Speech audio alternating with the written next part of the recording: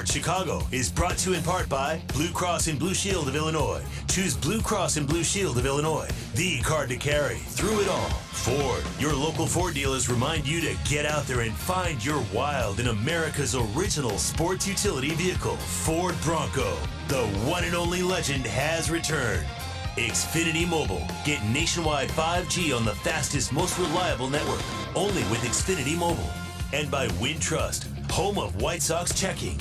Visit wintrust.com/socks to open today. This Memorial Day is presented by USAA. Solemn day in the United States. This Memorial Day, May the 31st, and game number 2 between the White Sox and the Indians. And our weather, possibly another sweep in the forecast. The Sox have been tremendous in doubleheaders this year, losing only one game. It's 67 degrees, a beautiful still day in Cleveland. And you can see shadows are going to be a problem for both sides, but the wind, not much of a factor, which is usually good because when it's blowing out toward right or right center field, the ball just shoots out of there. And it was pretty lively in the first game, so we'll have to see exactly what Quantrill has. It's not going to surprise any of you that he came over from San Diego. Seemingly everybody else has done that, as the Indians and the Padres have hooked up on a lot of deals, but one mega deal where 6 players came over. Come on, Cleveland's only got 40 guys from San Diego, Steve. All right. Time now for the Insure on the Spot starting lineup. Get your free auto insurance quote and save in just 2 minutes at insureonthespot.com. This is Isolated Power, Madrigal, then Grandal and Moncada. Yasmani's got some really odd numbers we'll tell you about as the game goes on. Abreu, Mercedes, and Eaton, Lamb, Mendick, and Hamilton, your starting 9.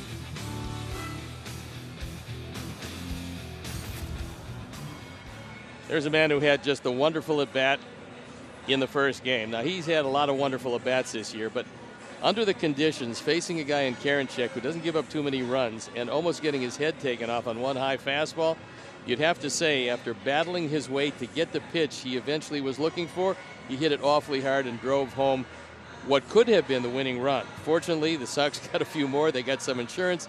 They relaxed a little bit, and double play ground ball that Bummer induced really helped things and turned the tide in that game. And having the first in the bank, when you're playing a doubleheader, you have the first. You know that there's no way the Indians can pick up ground today.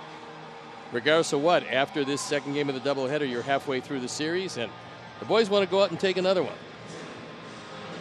It'd be nice, certainly, to have a 5.5 game lead in the division as Terry Francona sits in that Cleveland dugout. By the way, for those of you who are into back of the napkin calculations, if you want to do isolated power as we had on the graphic, you can do it at home on your own. It is just slugging percentage minus batting average.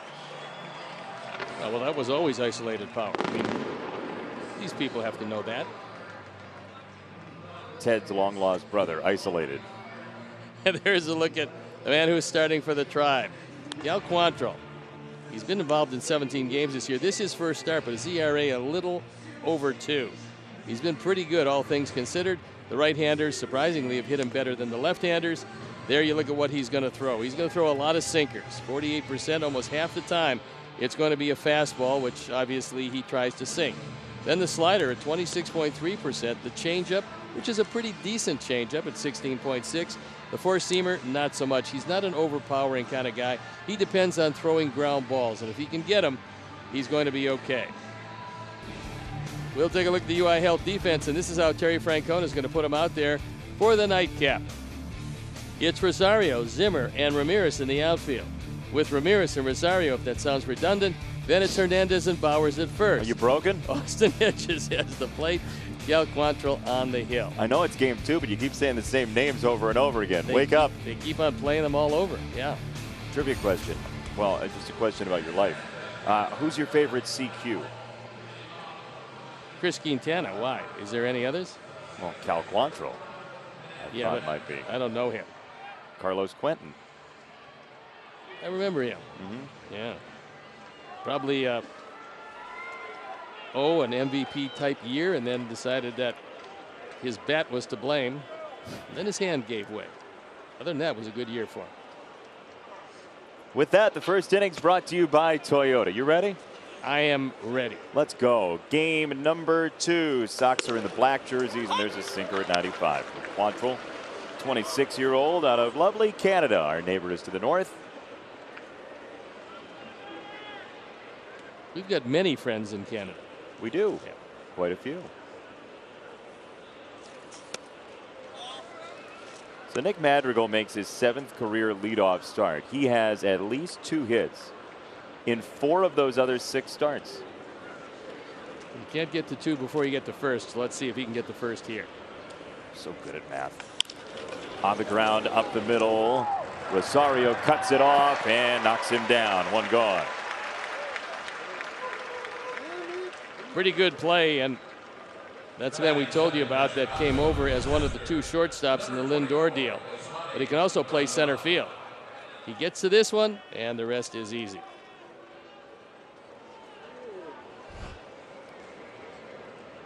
One down for Yasmani Grandal. You saw the isolated power number for him. His slugging percentage minus the batting average is more than 200. It's 208 starting play in game number 2. That's a called strike. A walk rate of 30% is just outlandish. I don't think the visibility is particularly good right now.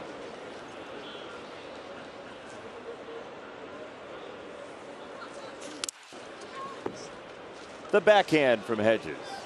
Nobody on, you can do that. It's going to go to the wall, but you can still do that. When there's nobody on, you're just not allowed to do it. Nah, you can do it and then get another baseball. It's going to be a change. Let's see how good it is. Quite good. Nice catch by Hedges, too. And in a perfect spot.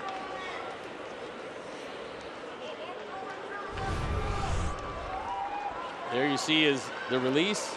It's 87, which is one of the harder changes. But he got it there.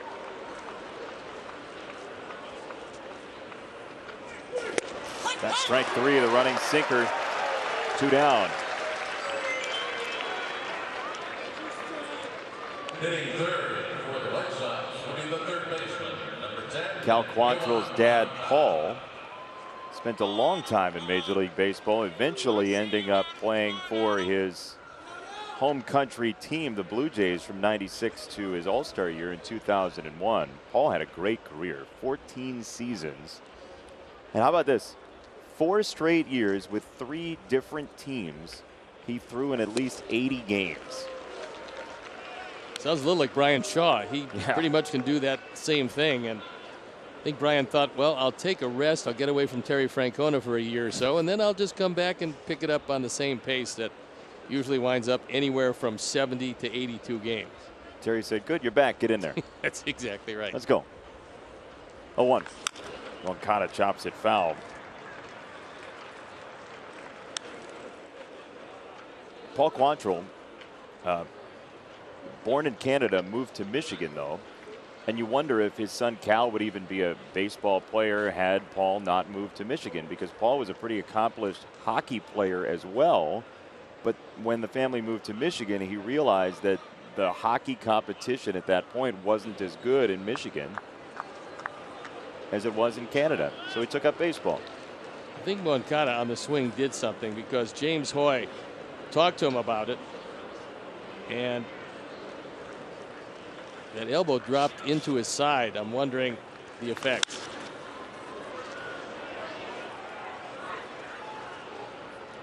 Well, there was one great pitcher, by the way, who was drafted by the LA Kings, and I believe it was the 2nd round. That was Tommy Glavine. I think he made the right choice as he wound up in the Hall of Fame, but he was an excellent hockey player to go with it. We haven't mentioned Ryan Lamar this series yet, so it seems like the opportunity as Yoan checks up on a slider, 1-2. That was a good check. Moncada did something to his side, I believe, and although it might not come into play this at bat, we'll see if it comes into play later. He's still grimacing as he takes this, and all he did was rotate his hips, so hopefully he's going to be okay. He's been a really good player for some time this year. To left, and a hit for Yoan. Rosario driven toward the line, and Yoan will check it up at first with a 2-out single.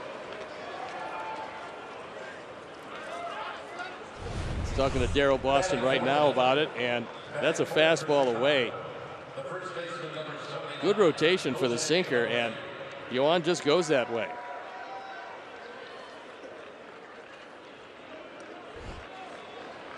How about this? Yoan Moncada has had a hit in both games of every doubleheader, all 5 of them this year.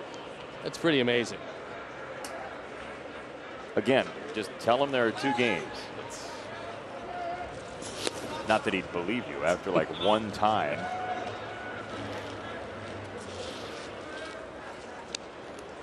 Real Boston asking him if he's okay, and Yoan nodding in the affirmative.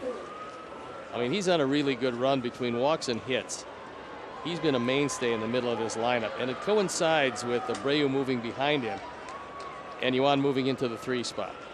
As soon as Tony La Russa did that, both guys started heating it up. Strike 1-1.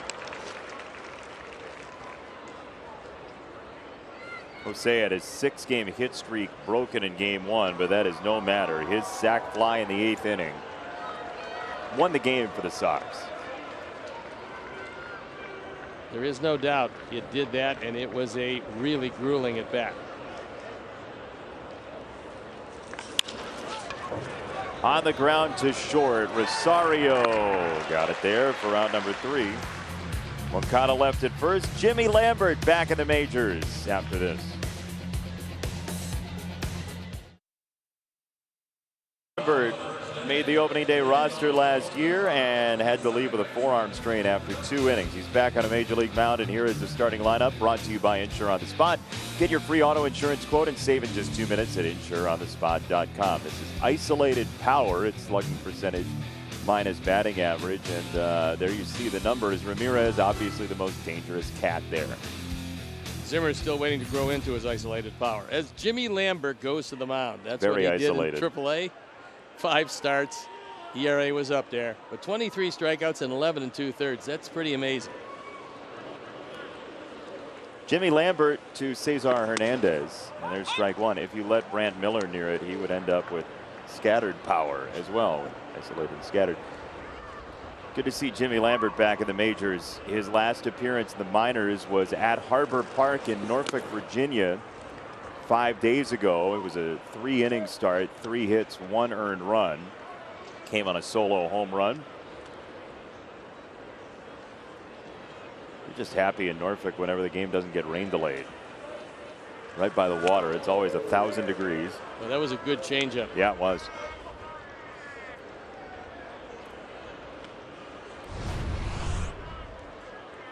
Take a look at the sink on this one.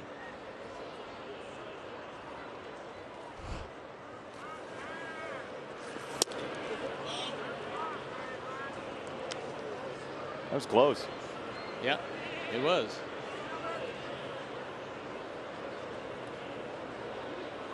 Maybe another change here. We'll see what Yasmani wants. A lot of lefties in the order. A change would be nice to have. There it is. Strike 3. Jimmy Lambert strikes out Hernandez. Pretty deceptive because he had him swinging at the motion, and Hernandez hasn't seen that change, and he hasn't hit that change. Good pitch. You know, we were both disappointed, and I know a lot of Sox fans were in the front office was after Jimmy Lambert got hurt last year, because his couple innings, he looked pretty good for the Sox out of that bullpen, those 2 innings he threw. Well, it's not Zach, but it's a catcher, so he's going to get hit in the face. He does that, and it is startling. And James Hoy, who's got the plate in the 2nd game, talking with Yaz. You okay? Don't worry, it hurt you more than it did me, so we'll keep going. By a lot. 0-1. Another changeup, 0-2. So Jimmy Lambert feeling good about that change. Well, it's good that he's establishing that early because it'll give the Indians hitters something to worry about besides some of the video they had on him. He's got a slider and a curveball as well, and he'll throw 4 pitches.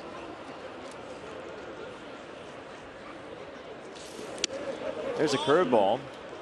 1-2. That was a good spin curveball, straight over the top. He kept it outside at 0-2, but at least everybody looking from the dugout for the Indians knows he's got a pretty good one. overthrew that changeup. Yeah, that time try to get a little something too much extra on it.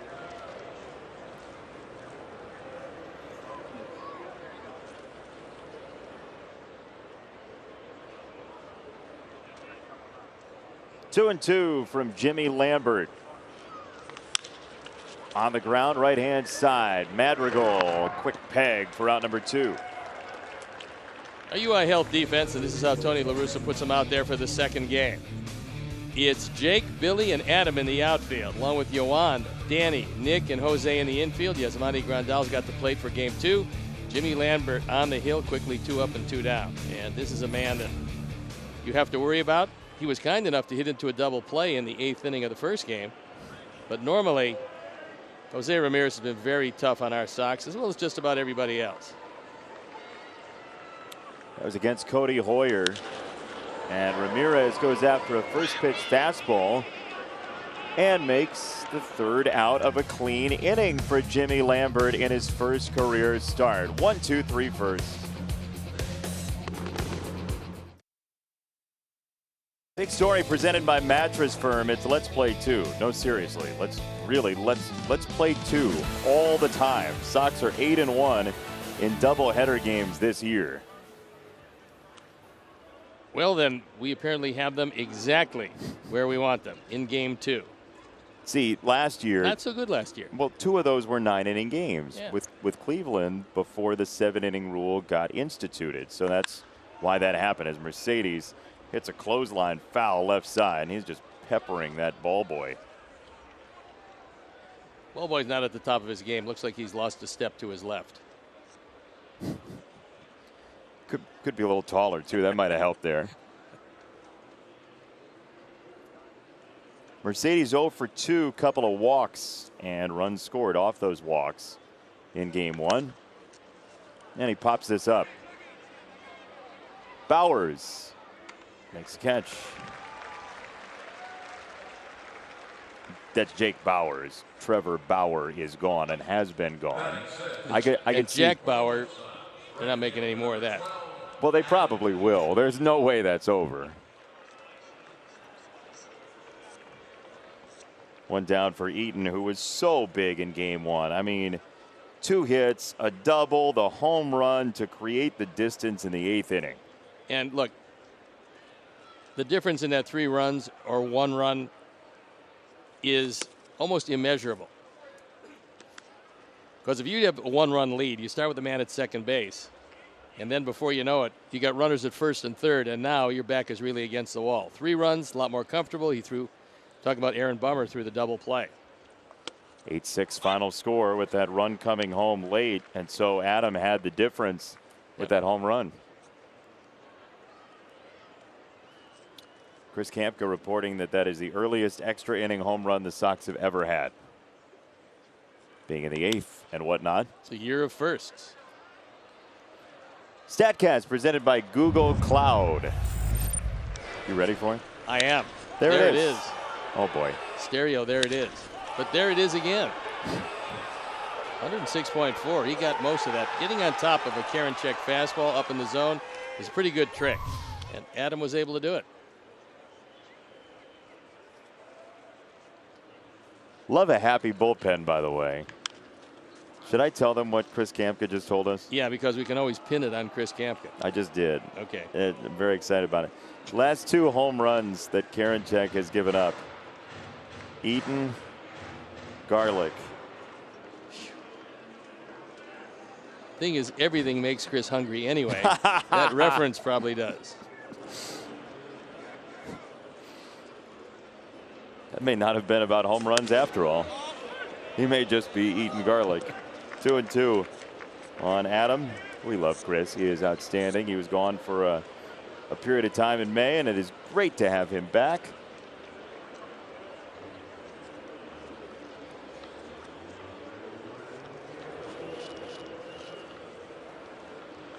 Two. Quantrill. Gonna take it himself. And Eaton almost beat him there. Wow, Adam Eaton with Quantrill lulled into a sense of security that may have been false. Well, he was ambling over to first base, thinking perhaps that Adam had fallen down in the batter's box. We'll watch it again. This part's really good. This part, I'm not sure exactly what he's doing, but there you go. And he catches it with the wrong foot. You want to get in the habit of touching that bag with your right foot inside of the bag and not your outside foot, which takes you to the runner. So we've known Adam Eaton for years now. Could you think of a more Adam Eaton play than that one? He almost beat it out. I love how much he loves to play the game like that. Well, I haven't seen him once yet not hustle. He took his wife on their first date to the batting cage. Well, he wanted to work on her hitting a breaking ball. I don't blame him. That brings new meaning to deal breaker, and I don't think I want to be a part of this. On the ground and foul. Debo, welcome back. Yes, take a bow. Acting, thank you. And then made some friends. Then threw it away, he said.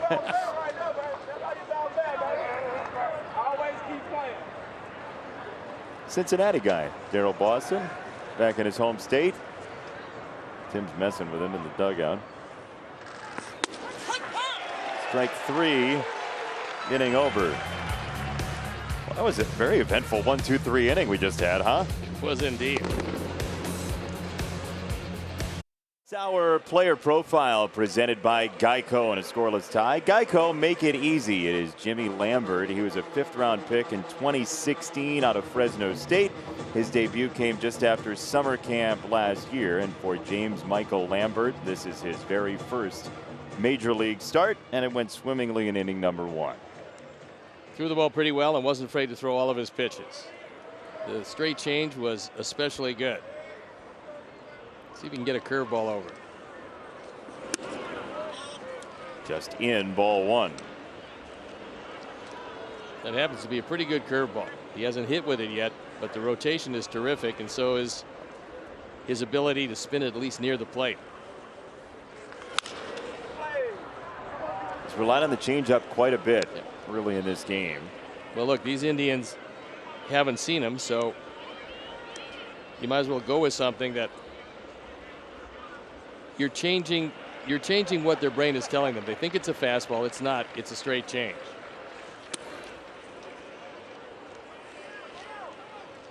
Two and 1 to Rosario. Jimmy Lambert, 5 starts this year. 1 1/3, 1 2/3, 2 2/3, 3 3. In AAA, no longer the International League, AAA Southeast is fouled away by Rosario, who's willing to chase, certainly. Well, he will swing at pitches well out of the zone. That was a well-placed fastball. That was 94 in on his hands. For a right-hand pitcher, getting the ball into the lefty without having to cut it is a pretty good characteristic. Then it opens up the outside part of the plate for you.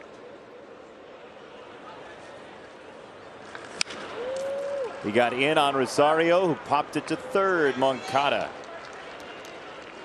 Your 2021 Chicago White Sox are presented by Guaranteed Rate. Visit rate.com to learn how you can make your dream home a reality with Guaranteed Rate. If you believe, you will, Steve. It's got to be a reality. Yeah. I believe that was 2 pitches in a row from Lambert that jammed Rosario, which is really good. It's not easy to get in there. He's standing right on top of the plate. So if you show him you can do that, it sets up later at bats when you can stay away. And this is one of the guys you worry about with the Indians. Because in every game we've seen, he swings the bat pretty well. Yeah, I don't know who gets him out. Well, he's hitting .259, which isn't awfully high. The on-base percentage, because he hardly ever walks, is only at .305. But he can hit the ball out of the park. And he's a very aggressive base runner. Curveball fouled away, 1-1. One of the things that Sox were looking for is how willing is Jimmy Lambert to pitch backward in this game, away from the fastball early in the count. And the answer has been very willing so far. Well, there's a lot of meetings that go on before the game starts. One's a catcher's meeting, the other's a pitcher's meeting. And they talk about what to do with each and every one of these guys. And so the catcher knows exactly what Ethan Katz is talking about, how he wants them to work him.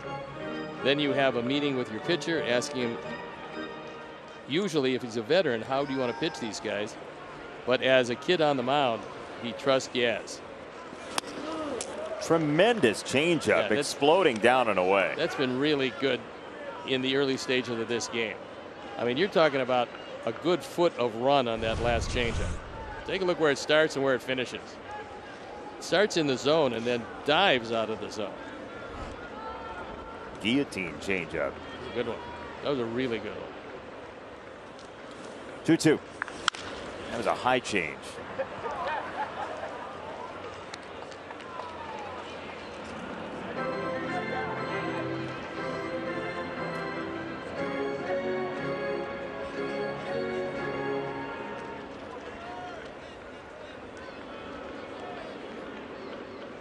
Two and two.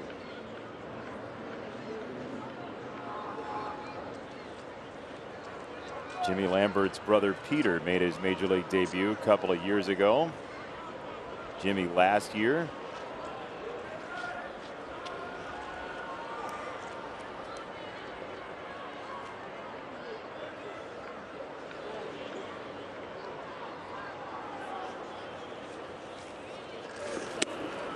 Check swing on a curve, 3-2. Naylor read it well that time.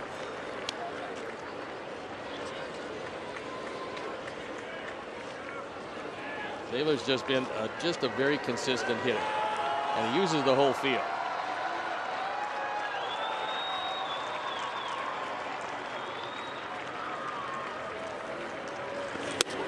Strike three, changeup, bottom of the zone. Naylor frozen, 2 gone.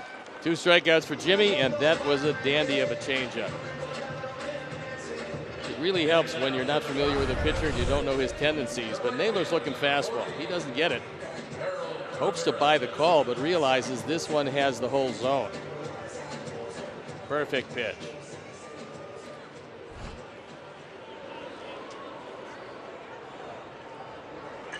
Two down for Harold Ramirez. Into center, first hit against Lambert.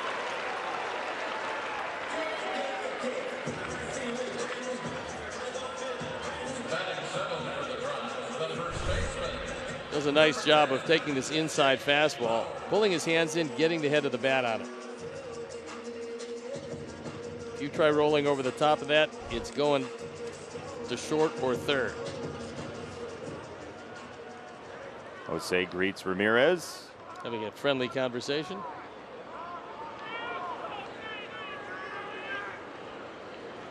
Now Jake Bauers, who didn't play in game 1, they have loaded up with lefties in game 2 here.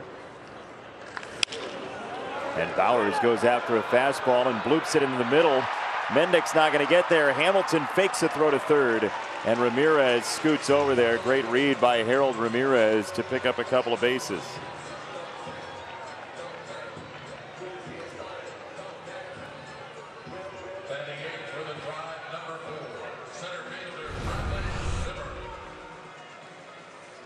He actually beats him on this fastball, but he gets enough of it to ease it into the outfield. With 2 outs, Ramirez is going. Billy Hamilton wisely does not let go of the baseball. He wants to make sure that Bauer stays at first. So he takes it himself, brings it back in, no advancement after the first and third.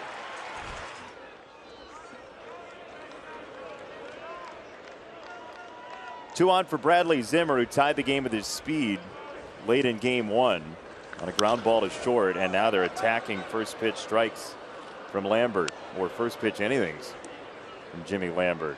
Well, they realize he's going to be around the plate with most everything. He has been so far, so rather than fall down in a count, they're going after it. They've been waiting for Zimmer to come around for a while. The former first-round draft pick back in 2014. Last few years, he's had some trouble with injuries.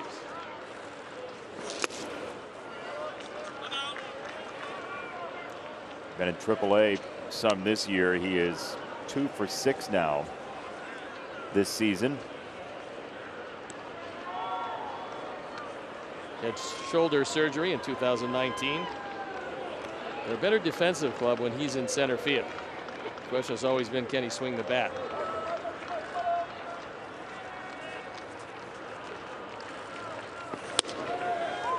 Fastball dots the corner, 1-2. It was an elbow issue last year that took him out for a while. Watch it again. Keeps on peppering the inside part of the plate. You stay there, most likely you're going to get those calls. You go change up here? I was going to say, let's see if he has a changeup queued up for him. Set up outside, and it's low, 2-2.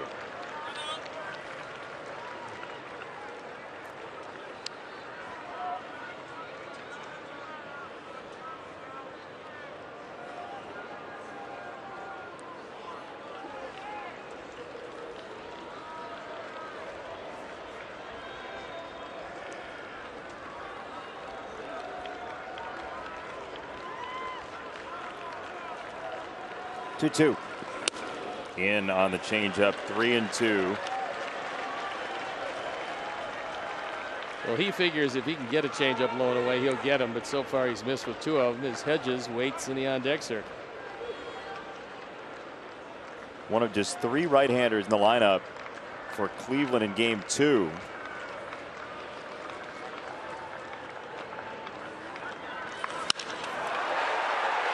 Base hit. Cleveland leads 1-0.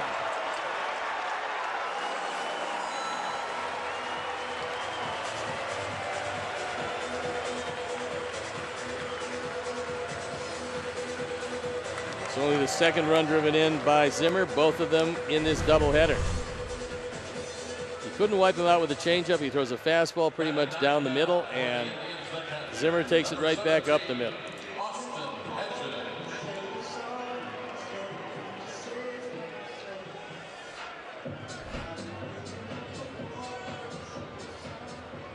Now it's Hedges.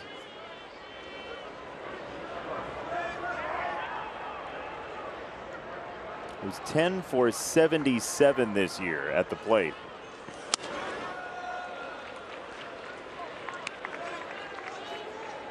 You'd love to get him and not have to deal with Cesar Hernandez in a troublesome inning. And the Indians drew first blood in the first game. First 2 men hit back-to-back home runs. And Sox won it late.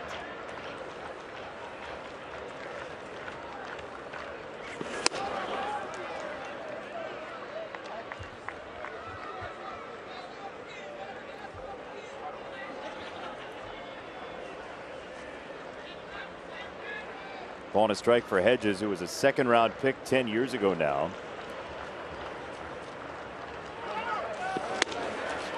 No throw through. Runner from first. Zimmer steals second easily. You figured he was going to do that.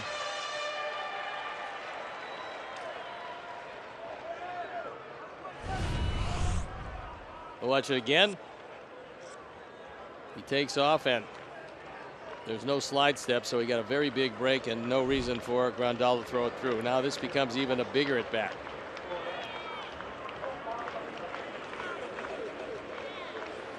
1-2. Nice stop by Yasmani. 2-2.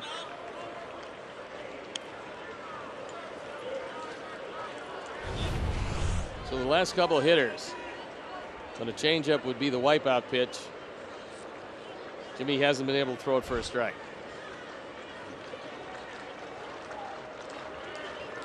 Jimmy needs strike 3.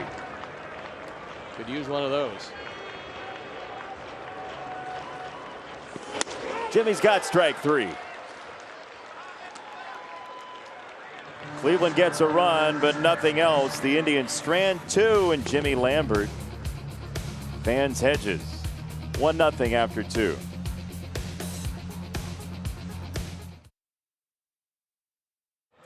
Third inning is presented by Hyundai.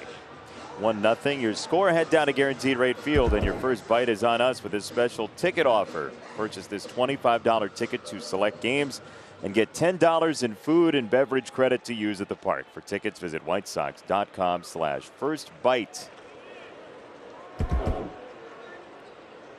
Slider hanging out with some Indians fans. Certainly having a good time on this beautiful day. Cal Quantrill, who as a starter for his career has an ERA of 5.28, as a reliever 1.97. So you would think The second time through the order would be more difficult on him. So batter number 8, and it's 1-1 to Mendick. Well, look, the question is, when you're using a guy for his first start of the year, how many innings you're going to give him?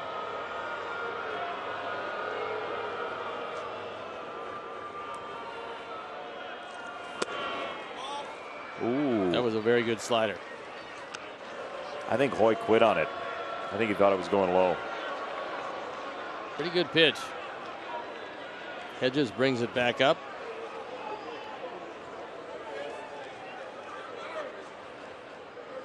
Two one. Fouled off on a sinker. 2-2 for Danny Mendick. Danny hinted that the mustache might not be there for very long, but the Sox are winning games, so. As long as they're winning, yeah. Should stick around for a while. Adam Eaton's never going anywhere if he keeps hitting like he did in game 1. Strike 3 on a slider. Time now for a message for Powering Chicago. Do you have electrical work you need done at your home or business? Visit poweringchicago.com and click the Find a Contractor button. On time, on budget, done the right way every time. Powering Chicago, IBEW Local 134, NECA, Chicago. He's Steve, I'm Jason. Thank you for joining us wherever you might be. For game 2 of our twin bill today, Billy Hamilton jabs at a bunt. He went around, strike 1. Ramirez was really close at third base, anticipating the bunt, but there was no contact. Bowers at first is not in as shallow as Ramirez is, but he's still even with the bag.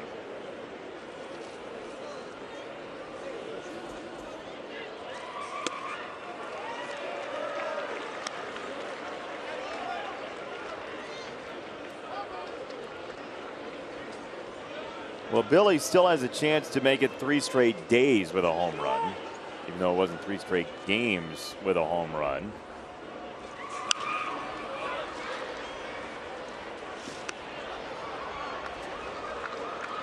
Minnesota has already won today 3-2 over Baltimore. Sox are 4.5 up on Terry Francona's Cleveland Indians.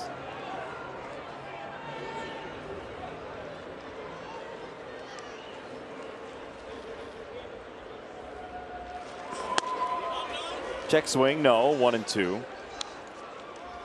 A lot of sliders from Quantrill.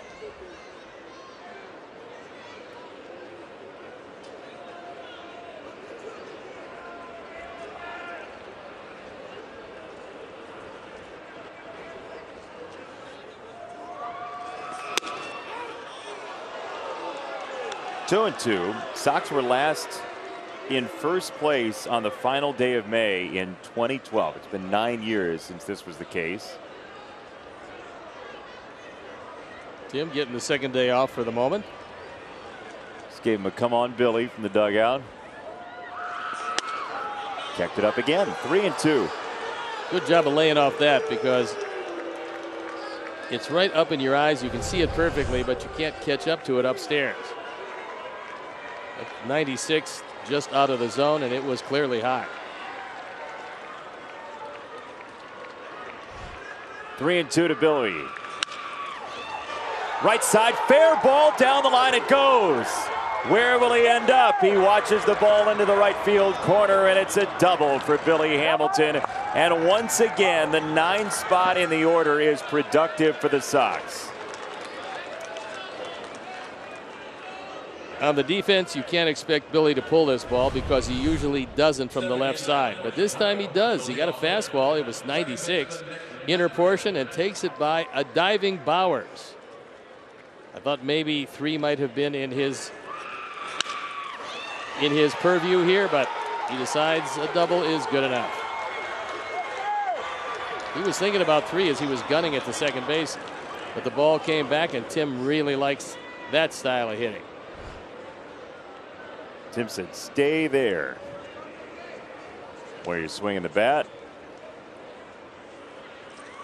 Madrigal takes ball 1. We'll see if Billy tests Hedges behind the plate. Outfield playing straight away, very shallow, especially Ramirez in right field.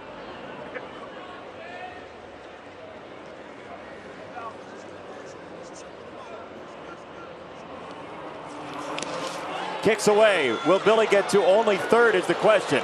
He's on his way, and he slams on the brakes, squealing the brake pads. He thought about it.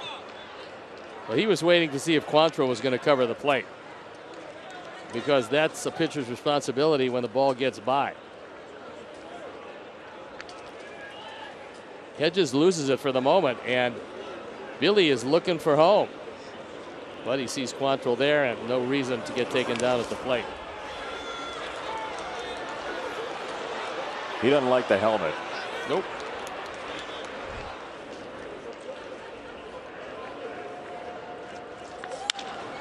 Madrigal to right field. Ramirez won't get there, and Nick ties the ball game because of Billy Hamilton's speed and bat. It's 1-all in the third. That's been the characteristic of the last 5 games especially. Whether it's Baltimore or Cleveland, they score first, and then the Sox quickly tie up the ball game. Inside out swing, drops it in front of Ramirez. I don't think he read it. He read it very well because he can't get it. He was playing shallow, but not that shallow.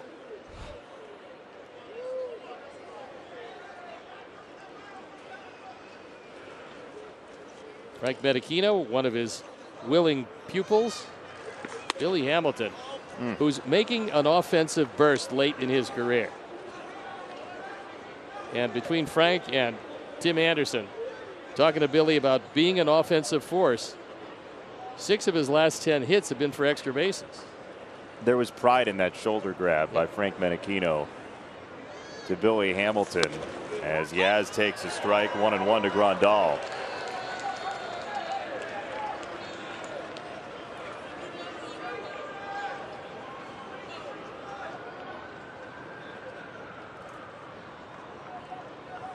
Tim was sneaking up behind as part of the conversation or otherwise.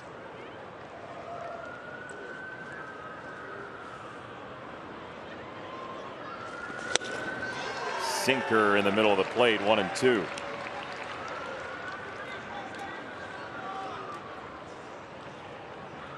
The birds are circling as the Sox have scored to tie the game for Jimmy Lambert.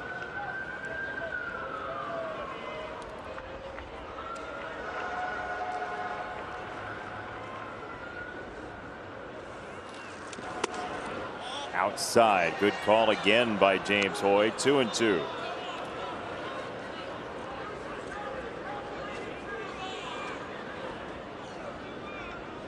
This is a big series. Next time the Sox will see Cleveland, it will be late July and then into September in the final week of the season. 3-2. So 8 games already down between the Sox and the Indians coming into today. The 9th was earlier. So 10 games left as Billy Hamilton talking to Jake Lamb about Quantrill.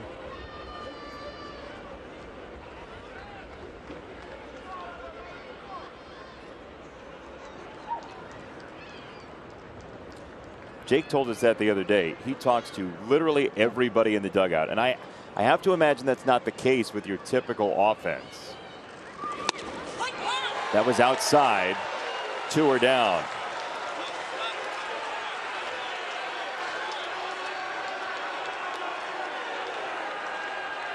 Well, Grandal's a little hot at James Hoy. Well, Yaz has to feel like the strike zone is his enemy the last couple weeks. Well, this changeup floats way off the plate. I mean, is it close? Well, it's within maybe an inch and a half, but it's not a strike. Could have been 2 on 1 out. Instead, it's 1 on 2 out. And now Moncada, who singled his first time. That's low, ball 1. There's the Twitter account Ump Scorecards, which has released a total team result so far for the year. And the 2 teams who have been hurt most by the strike zone, based on their research, Ump Scorecards. And I preface this by saying nobody's meaning to do this. It's just the way that it's shaken out. The Sox and Dodgers are the top two teams. Dodgers 1, Sox 2, who have been hurt most by the strike zone this year. Well, we've seen it just about every day, so it does not come as a surprise. Ball and 2 strikes on Moncada if this does get foul, and it is into the net. Did Rosario catch it before it hit the net? He I don't did think not. so. That's a foul ball. He was trying to sell it. But Shane Livensparger is the guy that's charged with going out there and taking a look. You see him sprinting. He's in great position. And must have hit the top of the net. Had to have, because it didn't hit the bottom of the net.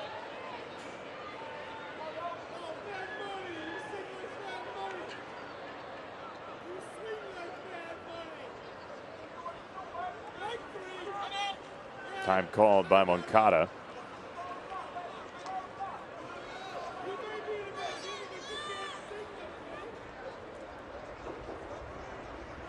Yoan has become the new age double duty for the White Sox.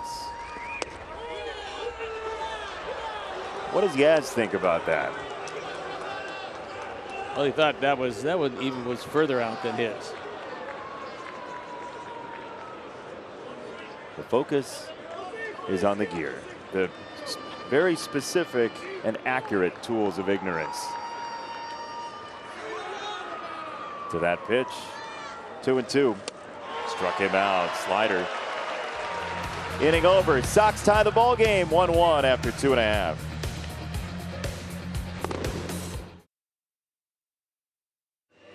Time now for the Xfinity Mobile high-speed action, and it's the wheels of Billy Hamilton. This is a big steal in the first game. Jose drove him in with a sacrifice fly. That was the go-ahead run. And now he takes it to right field. And thinking about 3 bases, he's really accelerating but has to put on the brakes. Scampering over to third on what was a wild pitch. Only to score on what was an RBI single by Nick Madrigal. It was indeed his 17th run driven in. Back-to-back curveballs to start Cesar Hernandez, who had his first multi-home run game of his career in game 1 of this doubleheader, and they came in the first 2 at-bats. Got him swinging at a straight change the first time up. Slider 2-1 from Jimmy Lambert, who a couple of years ago had Tommy John surgery. His brother Peter still working his way back following his own Tommy John surgery back in July. Throwing off a mound a couple months away with the Colorado Rockies. 2-2 from his brother Jimmy.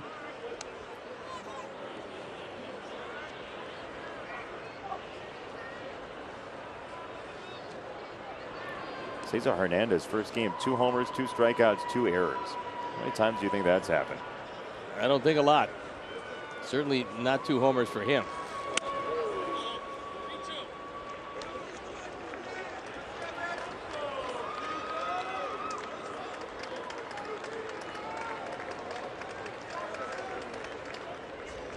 .26-year-old out of San Dimas High School, Jimmy Lambert, 3-2.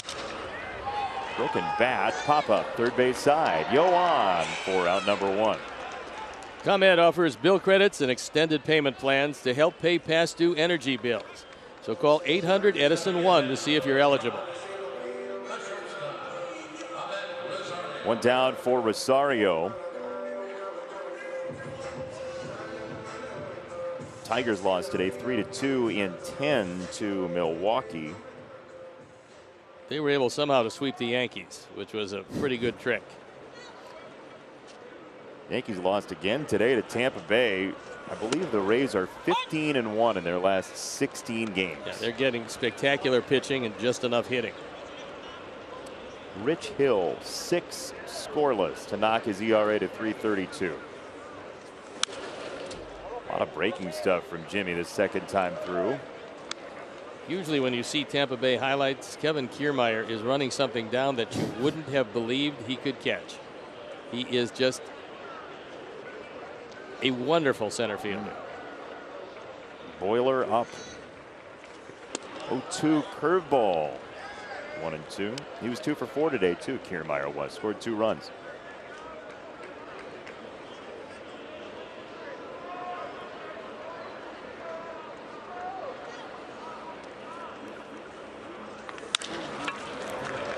Right side.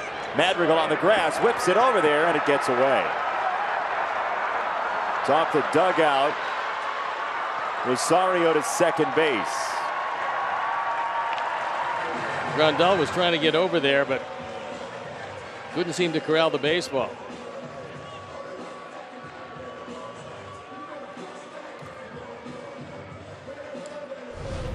We'll take another look at it.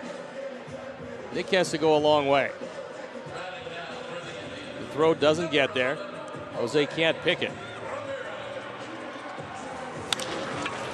Yasmani may have fallen, backing this up.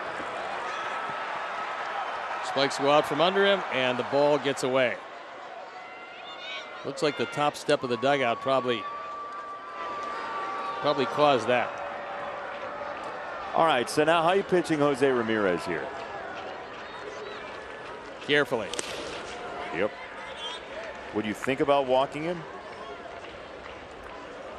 I think it might be too early to do that. I'm with you with Rosario behind him. Yeah, he hasn't had a great start, but he's driven in 29 runs. We're talking about Eddie Rosario. Changeup settled in. Ramirez disagrees. A dispute. He's the man who grounded into that perfect double play, 3-6 in extra innings of the first game. That took a whole lot of pressure off Aaron Bummer.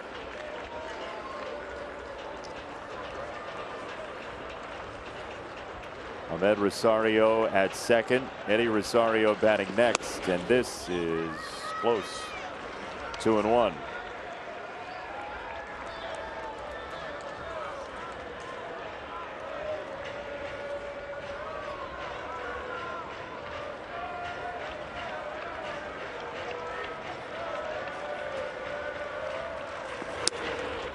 Three balls and a strike on Ramirez. You're not going to feed him a fastball, are you? I wouldn't think so. Unless you want to throw it away off the strike zone and invite him to swing at it. Change up, right field. That's not good.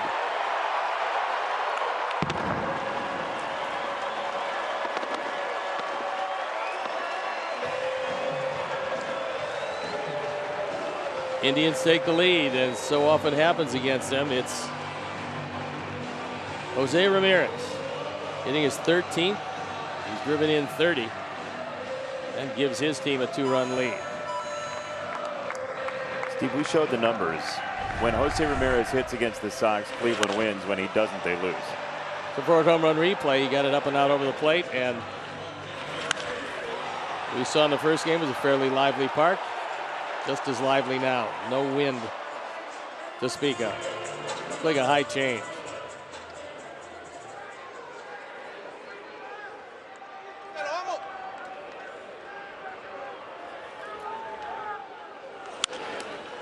Change up to Rosario, strike one.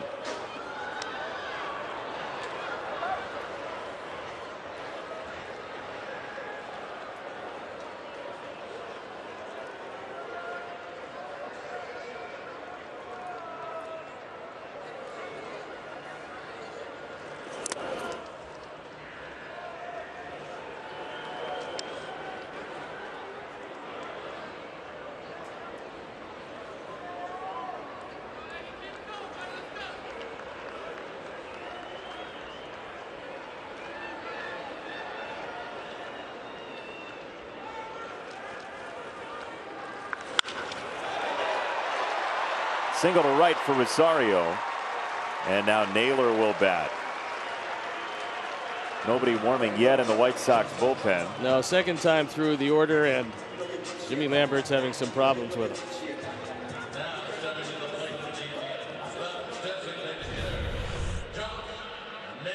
There's a change. There's a line drive as Rosario stays back, waits for it, puts a good swing on it.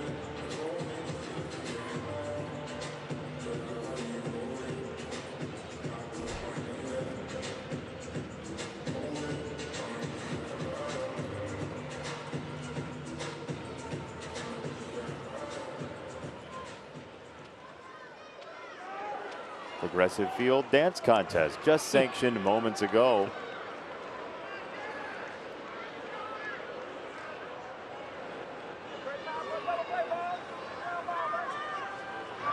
For the first. Well, the idea here for the Sox, you'd have to imagine, is let Jimmy Lambert go as far as he can in a game when it is paramount to save your bullpen. Tony La Russa knows as well as anybody in Major League Baseball, and he has managed like this for a long time to great success, that some days you know that you don't have the advantage in certain games. And also, if you lose that game, you lose that game, but there's a long game being played here as well. It's kind of knowing when to eat a game. Yep. Because you can't decimate your bullpen in the second of 2.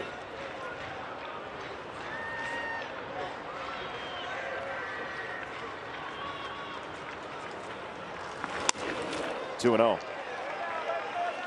To anybody watching and saying, why would there be nobody up in the bullpen? That is your answer. The long game here suggests that you let Jimmy Lambert figure it out as much as he can. And it really helps to have won the first game of the doubleheader. Yes. Because then, regardless, you can't lose any ground to Cleveland. And as much as you want to win each and every game, and certainly they want to win game 2, and could very well do that. But you're not going to go through your entire bullpen to try to make this game hold up. Not when you're facing Bieber tomorrow, which is going to be a challenge. You figure then Liam Hendriks would be back and ready to go. Then you should have the advantage the next day with Lance Lynn against Eli Morgan. Lance coming back on short rest after the 82 pitch outing the other day. And there's the first walk for Jimmy Lambert. 2 on for Ramirez, and here comes Ethan Katz. Well, he wants Jimmy to get his concentration back. He was kind of shocked with that single home run single sequence. And now the walk compounding the problem. Ethan going out there to have a word with him. And nothing else, because nobody's up in the bullpen. Join us on June 9th and 10th. Sox take on the Toronto Blue Jays. First 10,000 fans at each game will get a White Sox tote bag presented by MLB Network. Single game tickets are on sale right now. Get yours at whitesox.com. James Hoy going out there to break this up. Been a nice conversation, guys, but let's get back to baseball and everybody to their respective positions. Now stepping to the plate for the Tribe will be the right fielder, Harold Ramirez. Harold Ramirez and Jake Bauers, next 2 batters, both singled on the first pitch they saw in the second inning.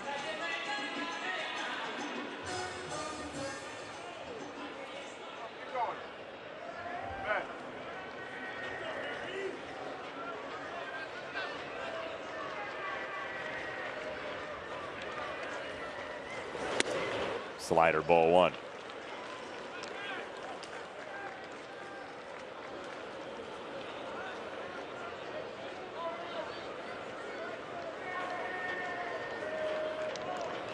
Rosario at second, Naylor at first, and this is fouled away, a high fastball.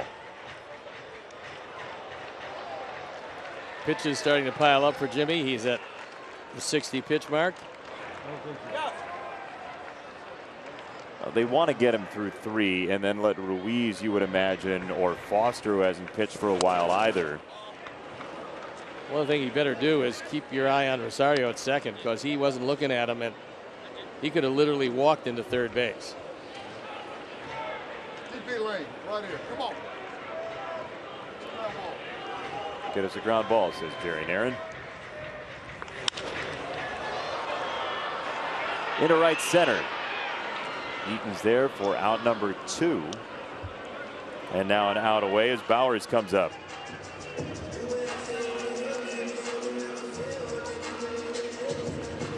Now at bat for the Indians, number 10, Jake Bauers. get by Bowers here. There'll be damage done certainly, but not near as much as could have been done. You stay in the ball game. It's only a 2-run deficit, and a long way to go for the offense. And you got Abreu, Mercedes, and Eaton coming up. Second time against Quantrill.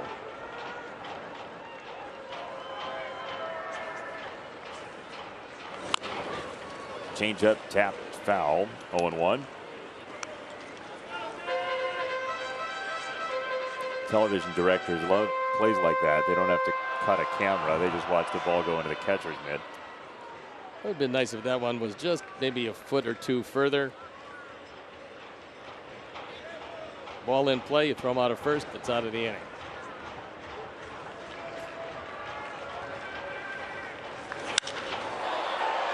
Bowers to center. Hamilton does have a play. I don't know based on Billy's reaction, but that'll do it. 3-1 to the fourth we go.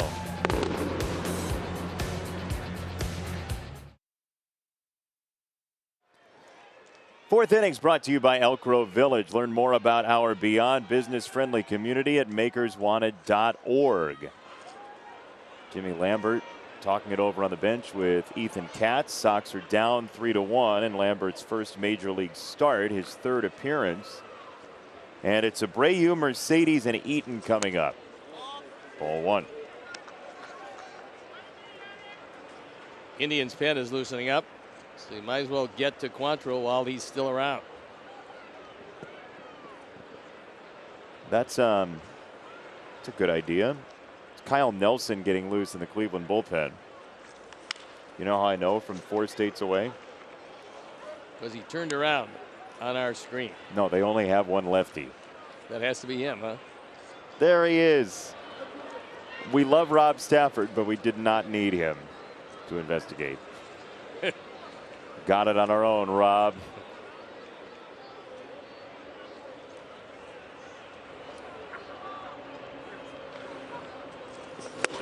Ooh, change up, middle. That was the pitch.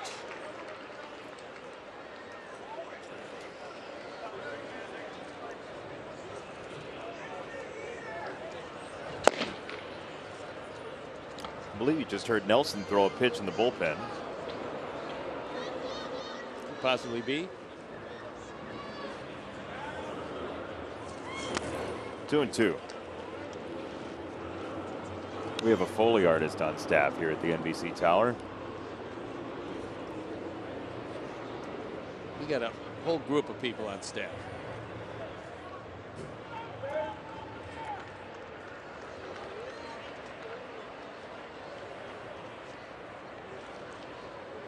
Two and two. Jose rips it to left. That was a high change, and it got blistered. Yeah, if you throw him one inning at bat, he's a good enough hitter and a smart enough hitter to be looking for another one. And there was the other one. That one winds up in left field, and a nice way to start off the fourth.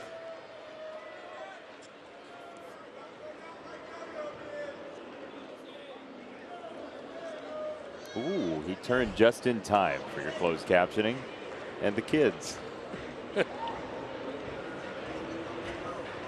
We do it for the kids, Steve. That's exactly right. Mercedes on the ground to third. It's Ramirez. It's Hernandez. 2 down. Here is your Sox Math question. Hashtag Sox Math. First correct answer gets to do the video for tomorrow's 5:10 start. Answer from game 1 plus the number of home runs Albert Bell hit for teams other than the Sox and Indians. This is a trick question? No. Okay. Straight up. Terry Francona, I believe, is going to say farewell to Cal Quantrill today. 3 2/3, 1 run allowed. And the Sox are trailing 3-1. Nelson's coming in. Now for the Lakeside Bank call to the pin. Lakeside Bank, it's about time. And Kyle Nelson comes on for the 5th time this year. Hasn't given up anything yet. Left-handers surprisingly have hurt him. Right-handers have not, which probably means he's got a pretty good straight change.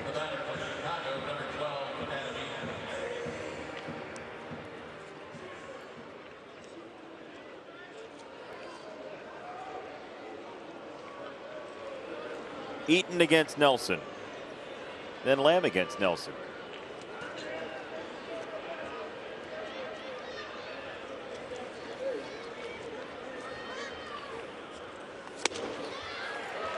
Slider, strike one.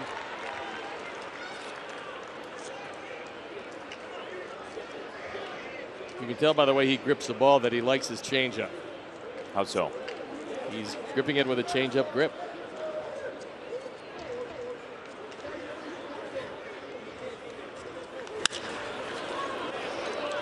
Slider into left center field. And Zimmer in front of Rosario. Well, maybe a game of leapfrog is going to break out. 3-1, middle fourth.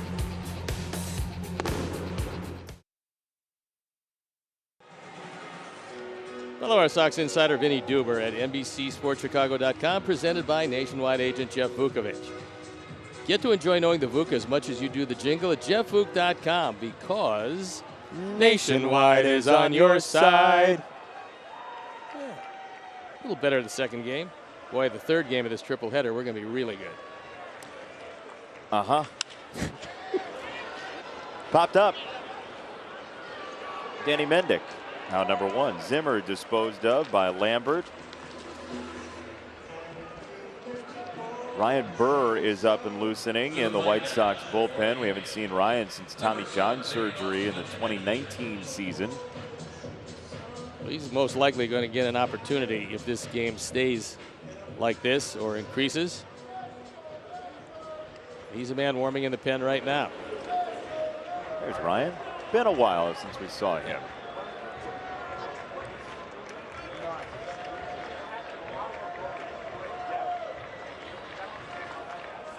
Hedges takes a strike.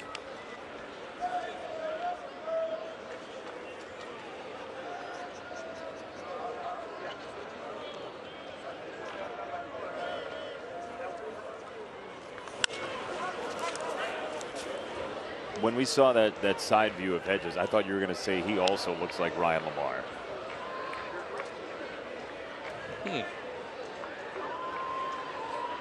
Could very well be. I mean, Ryan is a traveling man. You see the face of Ryan Lamar on every nine hitter. I don't believe he can catch, but 0-2. Outside, a ball and two strikes. Actually, he looks like DJ Stewart. You think so? No, they all look like Ryan Lamar. It was McKenna, though. It's him, too. 1-2, blooped over second into center field. Just sort of flung the bat out there, and Hedges has a two-strike single from the 9 spot. Tomorrow, the Sox and Indians are back here on NBC Sports Chicago. Before the game, Frank, Chuck, and Ozzie are keeping you entertained with White Sox pregame live. That's at 4:30 tomorrow afternoon.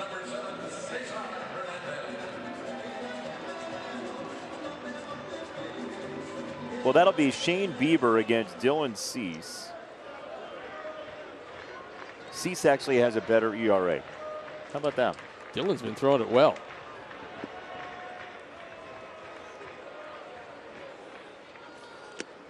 Ball one to Cesar Hernandez. We are the first game in baseball tomorrow, too. There's Michael Kopech, who went on the injured list today with that hamstring injury. It's retroactive to the injury date with him on the bereavement list the last couple of days.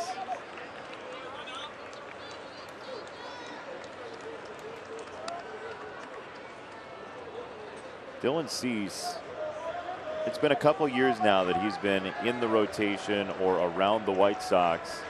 By the end of the year 2019, and look, he looks like a totally different guy the last, what, 6-7 starts? Because he's found a location for that curveball to go with the rest of his pitches, which are pretty good. I mean, if you grade out every one of his pitches, they're all above average. And the curveball is as good as anybody's around when he's throwing it for strikes. Last time out, he was just about as good as you want to be.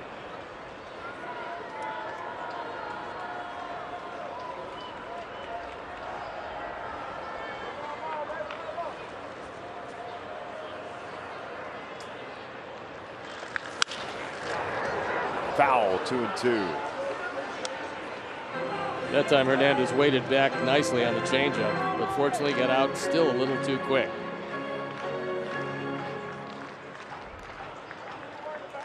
Jose not wanting to stray too far off the bag, sees that one go on the right side of the line.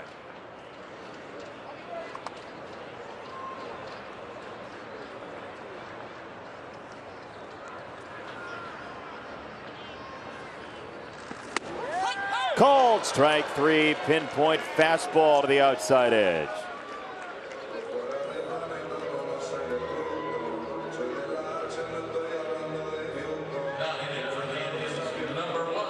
This one splits the outside corner, and Hernandez takes a seat. It has a part of it.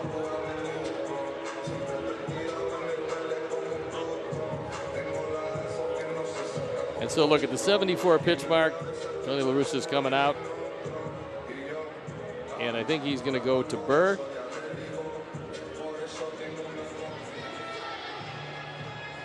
So Jimmy will leave. And we'll be back.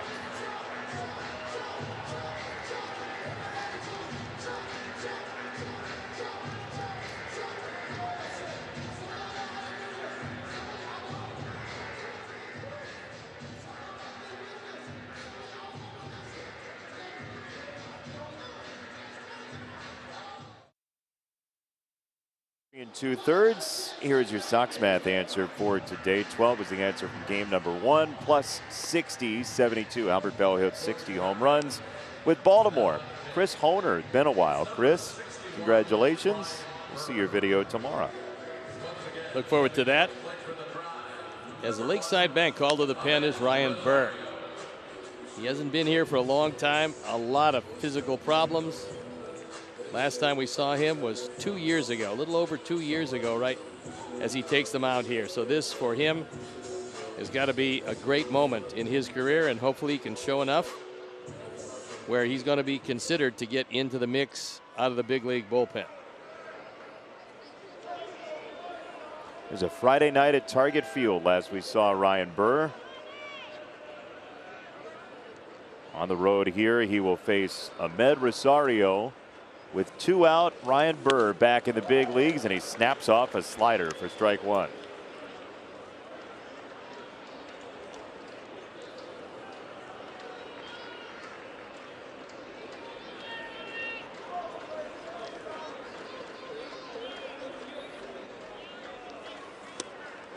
How about 2 sliders for you? Saw Ryan at spring training. He's a slimmed down Ryan Burr. Well, I think when you go through what he went through to get back, you realize you better be in the best condition of your life because you don't know how many shots you're going to get at it.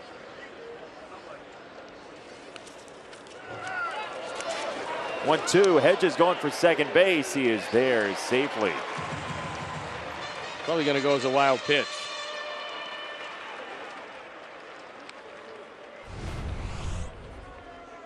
Hedges wasn't running. And that throw on the third base side of second is not going to get it done.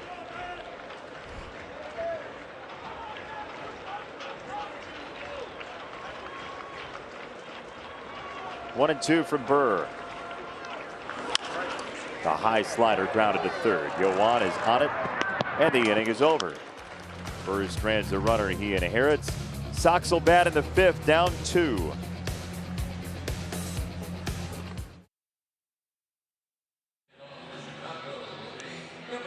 Hey, White Sox fans, Xfinity Mobile delivers fast nationwide 5G on the most reliable network.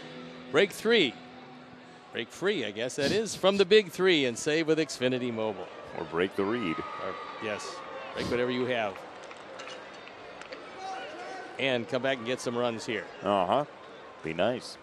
5th inning brought to you by GMC. We are professional grade. Jake Lamb against Kyle Nelson. And ball 1 from Nelson, who is out of California, San Francisco area. He went to what was then Galileo High School, now the Galileo Academy of Science and Technology.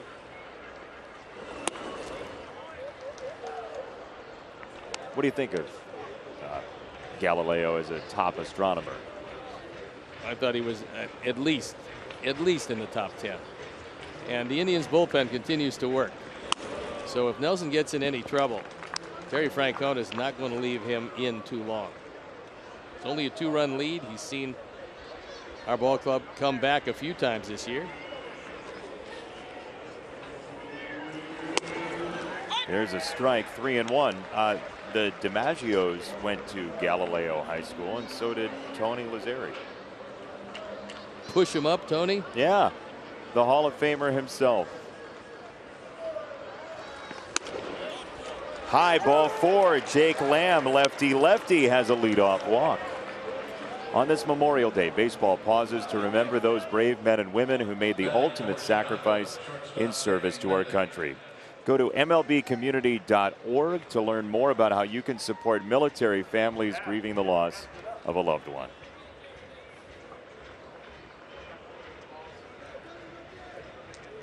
So this is the third batter Nelson's going to face here. Yeah, it looks like Nick Whitgren is throwing in the pen.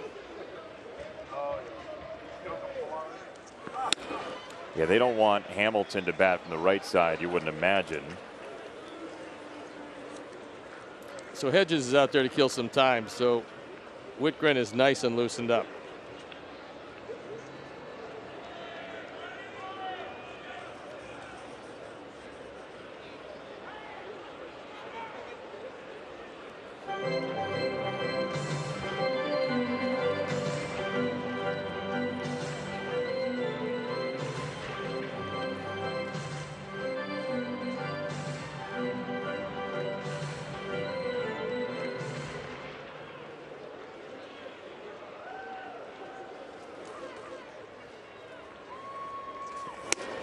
It's a strike on a changeup, 1-1.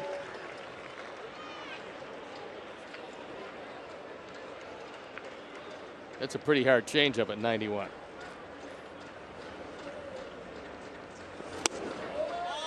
Did not go. 2 balls and a strike to Danny. There's a look at Whitgren. His fastball is 92.5. Yeah, it's maybe the hardest change and lowest disparity around. Got a strike, 2-2. Sox have their first walk of this ball game after 5 of them in game 1. Shot to right. If Nelson comes back with a fastball, there's a lot of room on the right side to hit it through. Bowers is holding him close, as you would expect. And Hernandez is playing up the middle. Ground ball that way finds the hole. Danny gives it a ride again, foul right side. Nice hop over the chair, almost had to go over 2 rows. When you don't wear socks, it's more aerodynamic for you to go over the top. Got a souvenir. Looks like Big Ten official Bo Borowski there. Cutter popped up. Didn't know we were doing Big Ten official lookalike day at Progressive Field. 1 out. And Hamilton coming up. He'll get announced and the pitching change will happen.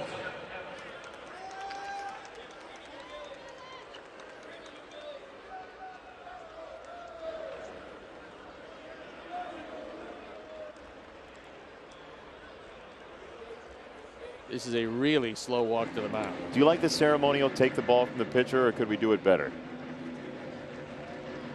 Well, I think sometimes managers go out there for different reasons, not necessarily take the baseball, but kill some time for the pen. So Whitgren is coming in. He's got a 2-run lead to protect. We'll step out and be back. And then you'll answer my question? Nope.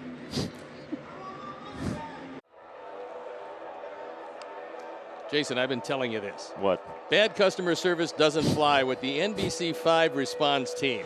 So far, they've helped rediscover over $3 million. If you have a customer complaint, call 1-844-NBC-RESP, and that's 7. Let them know how they can help.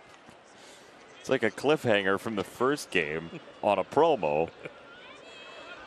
Lakeside Bank called to the pen is Nick Whitgren. He's on for the 18th time. His ERA up close to 5. And he's got to face Boom Boom Billy, who's had a resurgent last week. He's become an offensive force, and the Sox have been able to use him nicely.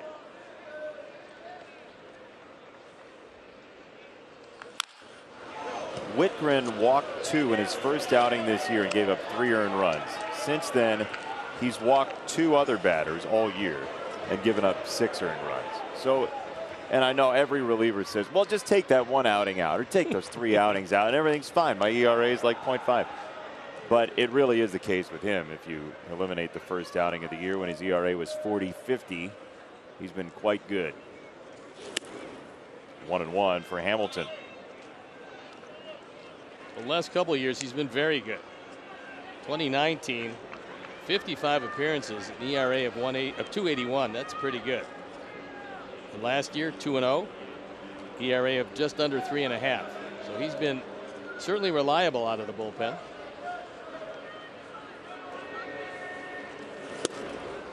Change up, 1-2.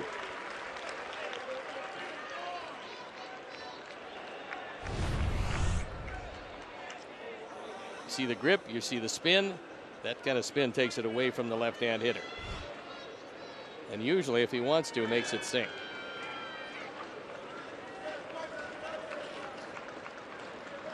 Lamb at first, 1-2. Time called. Oh no! James Hoy almost got beaned with that pitch from Whitgren.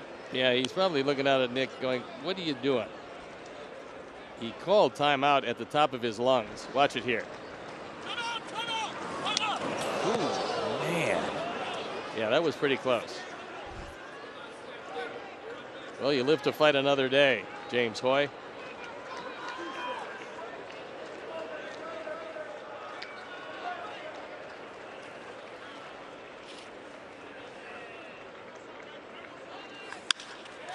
Hamilton rips it through the right side. Billy has 2 hits and 2 at bats. And the Sox have 2 on in the 5th.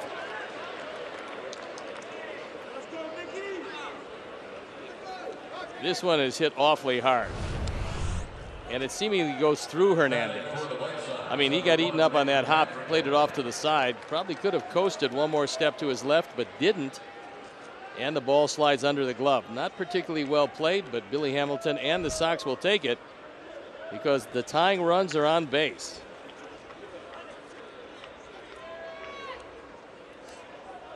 Here's Madrigal, who drove in the run in the 3rd.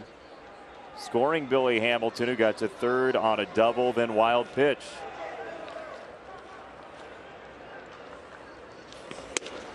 Madrigal took a hovering slider, strike 1.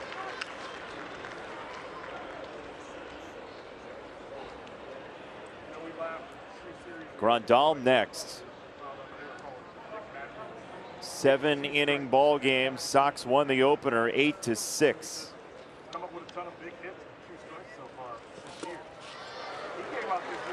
Somebody having a Nick Madrigal talk show behind the plate. I mean, they're right. They said he's come up with a bunch of big hits with 2 strikes. Whoever it is very knowledgeable near a microphone. He's exactly right. An episode of What Did That Guy Find? Our microphone.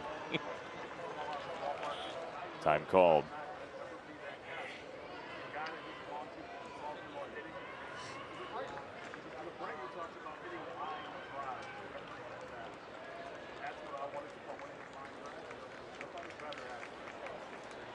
Oh, 2. Nick gets a piece of it.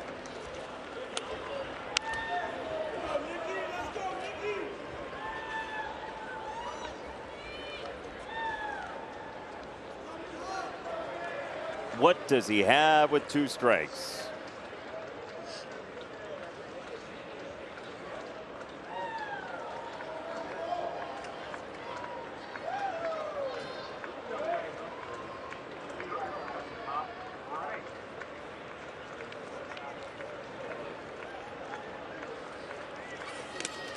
In the dirt, Hedges flops on it. 1 ball and 2 strikes.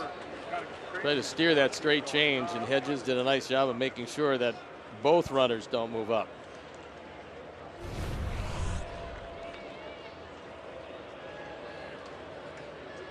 Able to smother it and then pounce on it.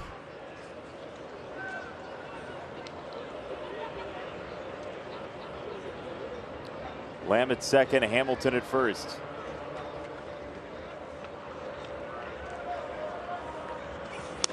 Down and out, a fastball, 2-2 from Whitgren. Best part of this scenario is that the speed's on the back end as far as base runners are concerned. If Nick can split a gap, Billy Hamilton's going to score from first base.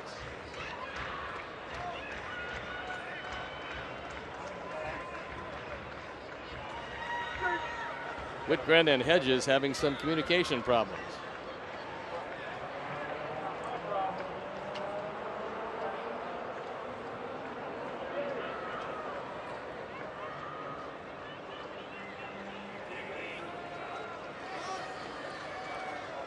Two. Madrigal golfs it foul, a low fastball. Yeah, for him, just too close to take. And then he looks back at James Hoy and asks him if it was a strike. Many times, whether it's a strike or not, the umpire tells the hitter it was a strike. Because the guy swung at it, so you fouled it off, the at-bat's alive. And Nicky knew it was just too close to take. Abreu would love a crack at it here in the 5th. Grandal and Moncada before him.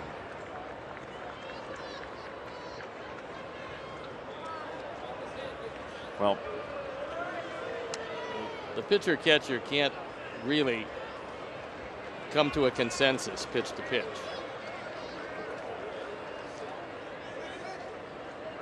come on, Nick. Tim Anderson watching, not playing here in game 2. He struck him out, fastball down and out. Nick has struck out twice now in the doubleheader.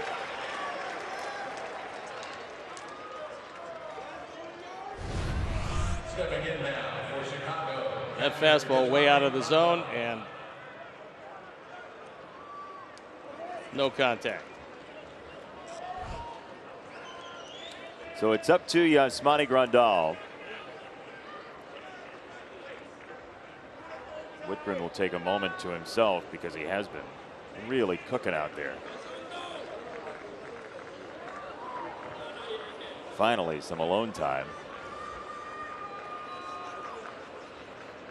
Terry brought him in because the game was moving along too quickly. Wants him to set the pace. Change up for a strike. He even threw a slow pitch on the first pitch.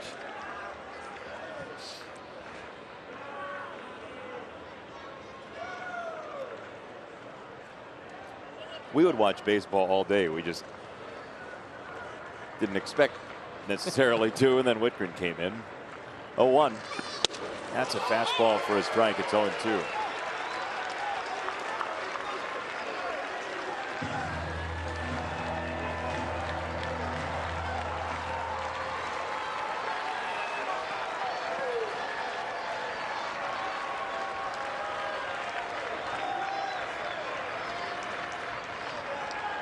Oh, and 2.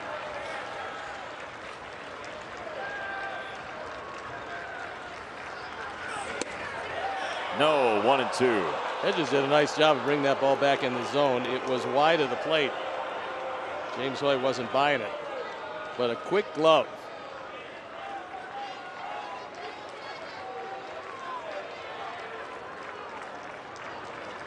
If that was called strike 3, I bet you Zach Collins is catching in the bottom of the 5th. I mean, he's gotten punched out twice in the game. Yeah. The whole week has been full of displeasure at the plate on called strikes. 2 and 2.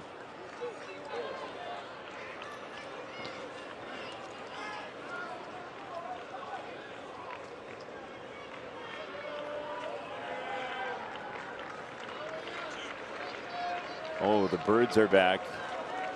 Guess who just got back today?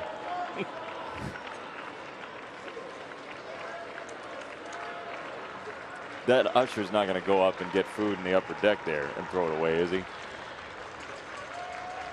It's a pretty steep deal. No doubt. 2-2 to Grandal. Struck him out on a fastball. 3-1 after 4.5.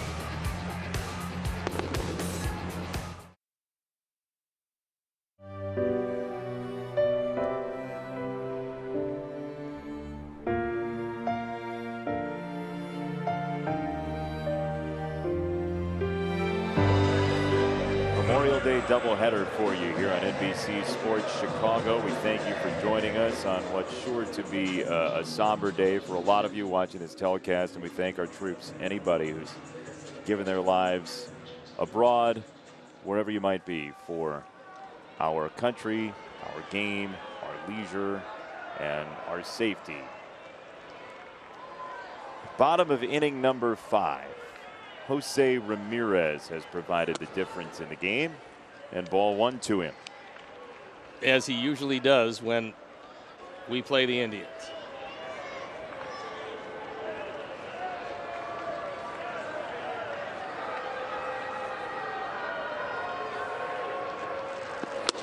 Breaking ball, 1-1.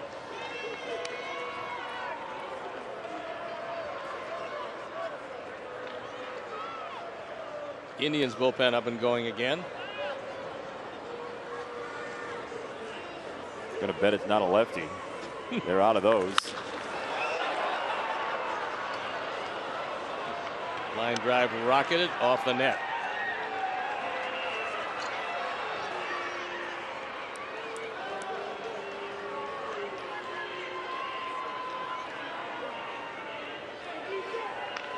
One and 2 for Ryan Burr. To Jose Ramirez.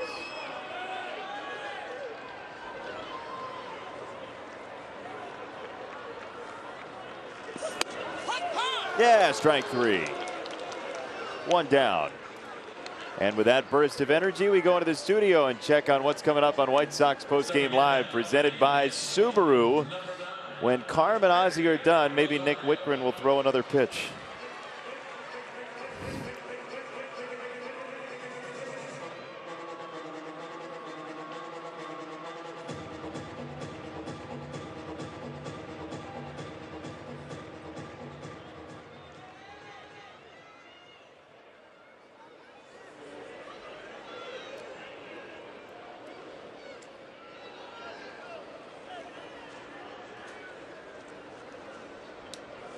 Thank you, Carm. I want Ozzie just to say Hamilton over and over again. I love the way it sounds. He'll be starting in the play when it comes back around. Ozzie as Alexander Hamilton sounds thrilling. It'd be funny.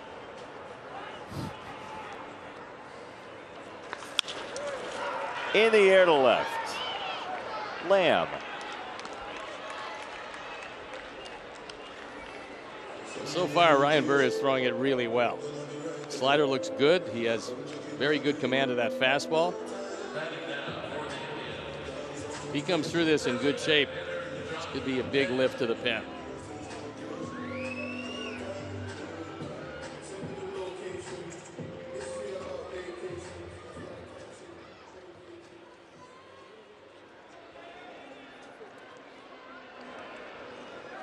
Two down for Naylor.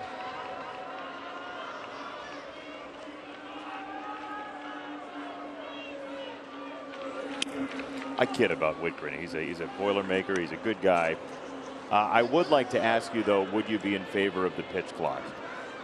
I think they have to bring it in. They're going to bring in a lot of new things next year. The collective bargaining agreement has to be agreed to, and I would hope a pitch clock would be one of those things that they implement. Now, they've had it before. They just haven't enforced it. Right. No, it's installed in everybody's ballpark. And I'm thinking, personally, 20 seconds is fine between pitches. I think maybe they would go to 25, but 20, I think, would be enough to keep the game moving along.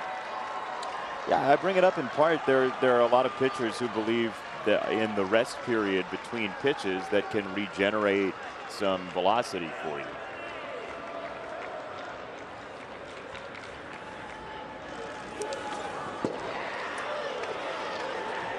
Well, there is something to that, but it's to the point where I've seen a lot of guys work quickly. If you get your rhythm and work quickly, you'll keep your rhythm. The toughest way to get your rhythm back is to work really slowly. And also the guys behind you just don't make as good a defensive plays because they're back on their heels instead of on their toes. If they know that a pitch is coming, they got to be ready. They'll be livelier for you.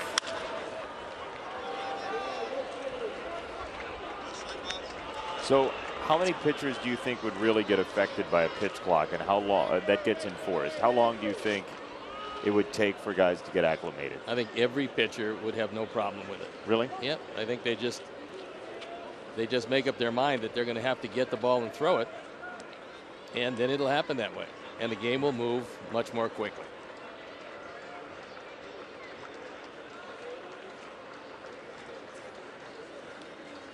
Two and two. Struck him out. Ryan Burr, nicely done. 4 batters, 4 outs in his return to the majors for the first time since May of 2019. Let's get caught up, presented by Bob Locurcio Auto Group. Not a whole lot of runs on the board. Jimmy Lambert started the game. Bradley Zimmer touched him for an RBI single with 2 down. 3 straight hits with 2 out in that second inning, and Cleveland led 1-0, but not for long. Madrigal drops this ball in right field. Hamilton scores, but then Steve Cleveland came back in the bottom of that inning. Well, unfortunately, Jose Ramirez, who has been a thorn in our side, continues to be just that. And he takes it out, and that is the difference in this one. 2-run homer in the 3rd inning, and it stayed right there at 3-1. And Phil Maton comes in the game on for the 17th time. His ERA is up there. So this is a guy you probably think you should get. He threw yesterday in that doubleheader against Toronto.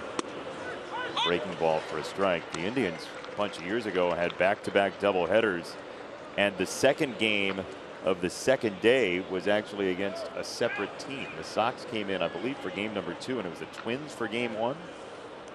Split doubleheader against 2 separate teams at Progressive Field, then Jacobs Field, I think. Yeah, that's a little unusual. You wonder if all these postponements continue to pile up, what it will look like in August and September. 6th inning brought to you by Mike's Hard Lemonade Seltzer. Yeah, it's an interesting schedule because the Sox go back to Cleveland about a week left in the season, and those could be gigantic games. The more you win now, the less they matter. Well, that's the game plan, is get everybody reassembled, get healthy. And look, if everybody on the Sox was healthy and ready to go and performing the way they can perform, and everybody was on the Indians healthy and ready and performing the way they can perform, the Sox would still dominate the division. But that's presupposing that everybody comes back healthy. That's a good take by Yoan. It's 2-2. And that ball was really close, but he's been seeing it really well lately.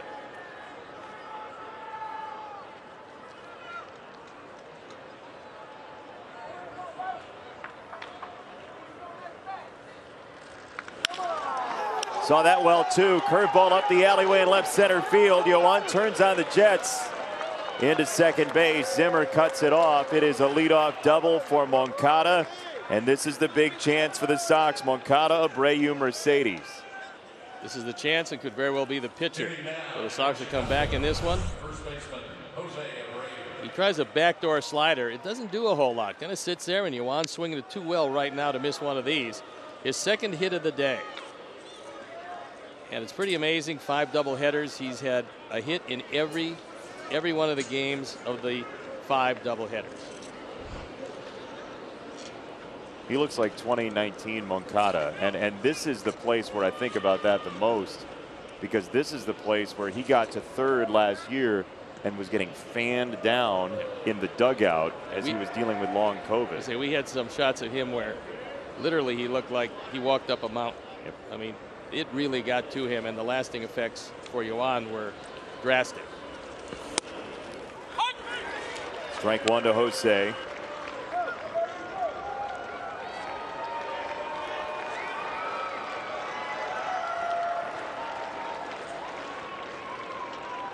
Good to see Moncada back in full form now. A switch hitter in the middle of this lineup in front of Jose. He's going to score a bunch of runs. Ooh, a slider that backed up on him. 0-2. Got a little lucky on that one. Wanted to throw it out away from Jose. It backed up, but it was in the strike zone.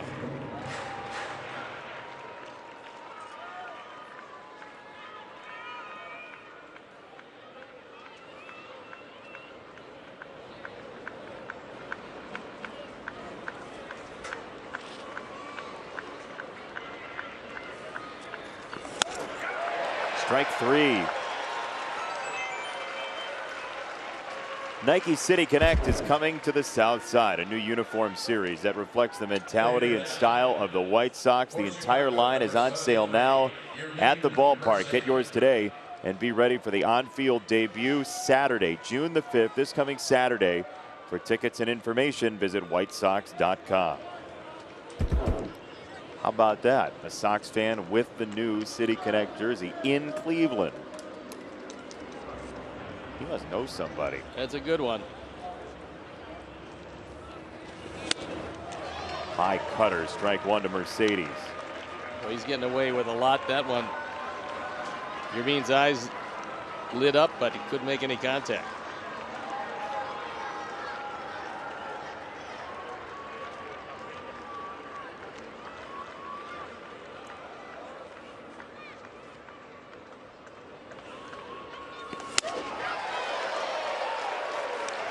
Two strikes.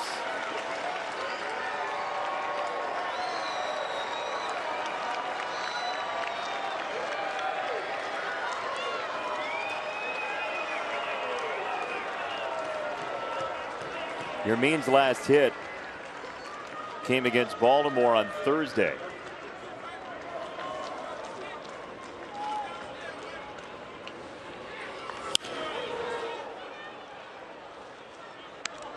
Sox hitter swinging at a lot of fastballs up and out of the zone. It's the first even mini slump for Mercedes this season.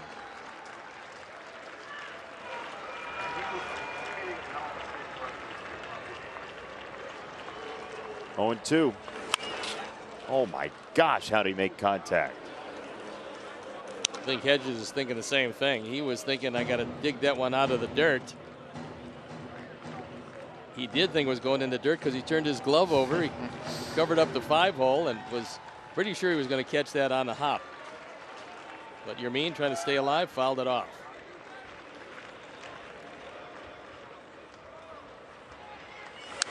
Oh, high fastball. He missed his spot and he missed it badly.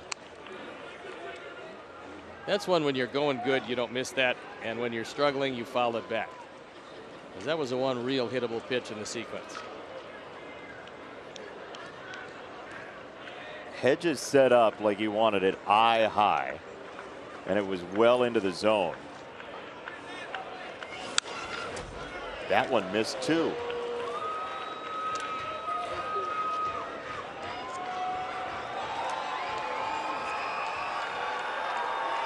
Four foul balls, 6 pitches in the sequence.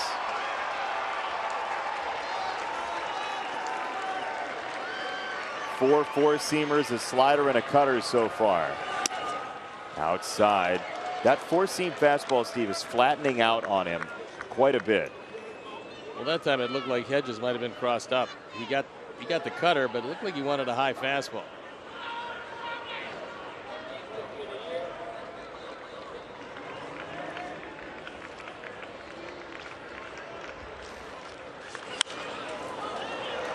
Mercedes pops it up, first base side. Bowers is there, 2 down.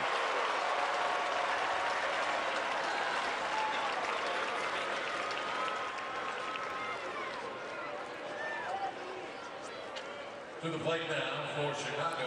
So now Adam Eaton. Number 12, Adam Eaton. Adam had 2 hits, and they were both big in the first game. A double in the second inning, then a home run in the 8th to give the Sox eventually the lead. And the win by 2, 8-6.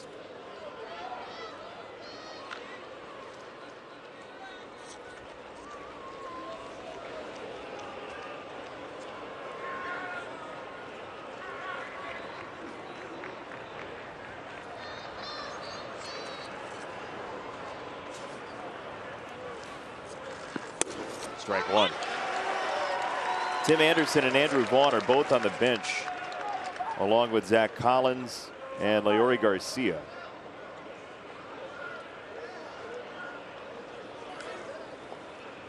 There's Tim. Juggling. Slider down the left field line. Rosario won't get there at strike two.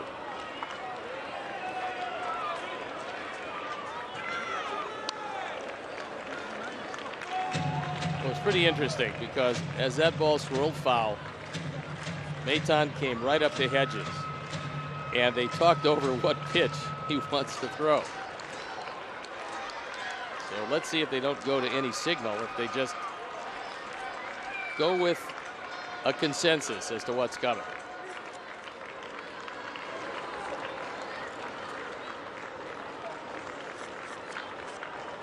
Oh, and 2. Out 1 and 2.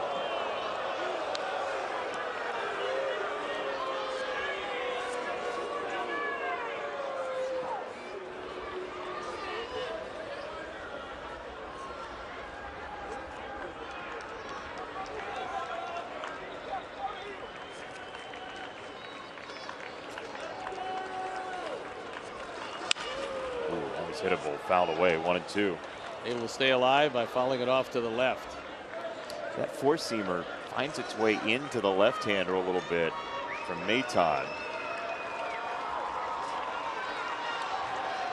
They lead the league in close-ups of their fans in Cleveland, by the way. The camera up their nose. 1 and 2. Eaton strikes out on a breaking ball and the inning's over. Bottom 6, 3-1, Sox trail.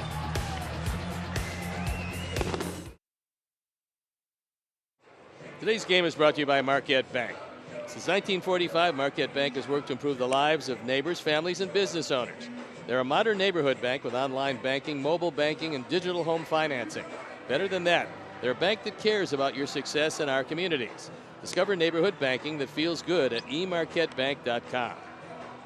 We got a new pitcher in the ball game. Jose Ruiz on for the 20th time.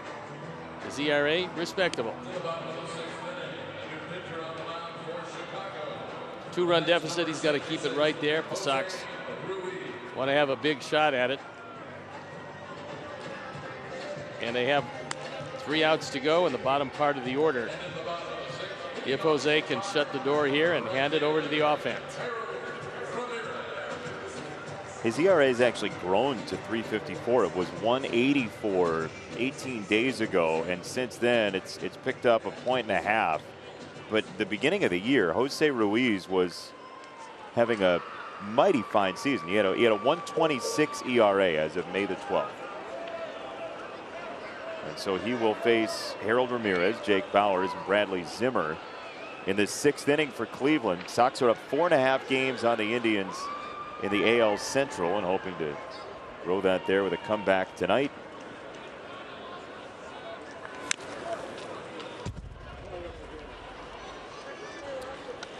Ryan Bird tonight, an inning and a third, 4 batters, 2 strikeouts in his return from surgery. Yeah, he was one of the most impressive things that happened all day because he looked really sharp, was on top of everything, had good command of the fastball, and everything worked off that. So when you're looking for some of the bright spots, that's certainly going to be one of them.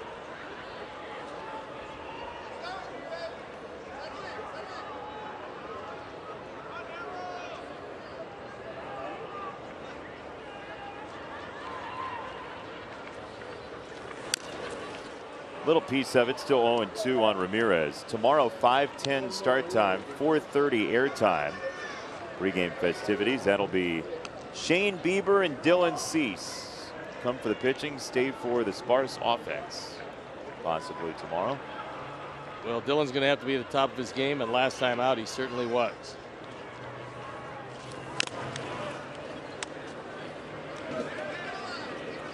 Ramirez trying to hit every limb on Yasmani Grandal before the at-bat ends. He gets a chance, yeah. Ramirez came to the major leagues with the Miami Ball Club. Cleveland claimed him off waivers from the Marlins. Very late in February, Ramirez, a couple of years ago, is there strike 3 and 1 gone. Catch the action from a private diamond suite for as low as $100 per person for you and your group. This includes parking, exclusive entrance, and more. Go to whitesox.com/group for more information. Should say this year. It was this year in spring training they claimed Ramirez after 2 years with the Marlins.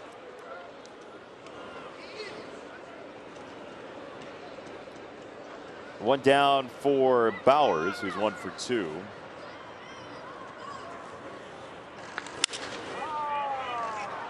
Popped up.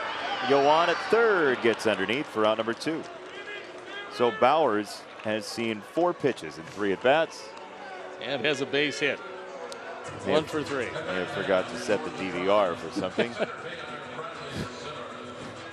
Trying to lop off 30 seconds or so. 2 down for Zimmer. He started the scoring, driving in a run in the 2nd inning, then promptly stole a base. So his addition to the team is a good thing for the Indians because he can really go get him in center field. And they believe that he's going to be able to hit the ball. Well, they've been in need of outfielders with some power. I'm not saying he's that guy, but Rosario was supposed to be that guy for them. Naylor had started to hit it a little bit better, but that outfield at the corners has been short since Brantley left. And Zimmer just keeps getting hurt, but he's got a lot of talent.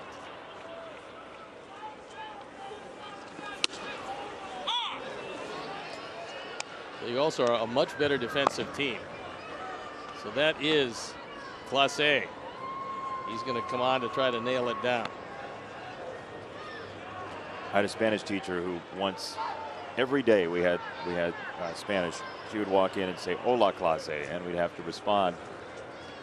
We don't love saying "Hola, Clase" now because he throws 101-mile-an-hour cutters. Yeah, I mean, that's probably the hardest cutter in, if not the history of baseball, it's right up there.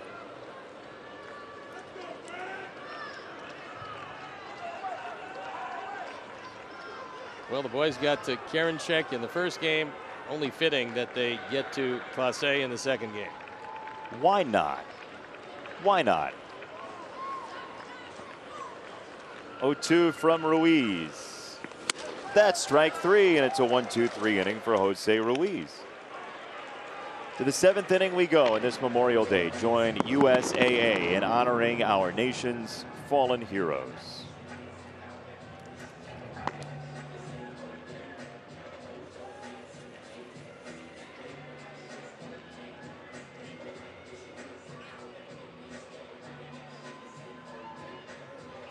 Presented by Volkswagen. It's 2 more here with the Indians, including a day game on Wednesday, then back to Chicago for the Tigers in a 4-game series, an off day on Monday. Then it's Toronto and once again the Tigers, and that's what it looks like going forward. Emmanuel Clase on for the 25th time. 8-9 in save opportunities. His ERA very good, 1.19. So you look at 12, that's the only real hole in his game. 12 walks in 22 2/3 innings. If he gets wild, he's gettable. But that stuff is really good. He's allowed 22 hits this year, 21 singles and a triple. So he better offer some free bases, or else you're going to have to chip away with base hits. He can do that. I mean, he can get wild.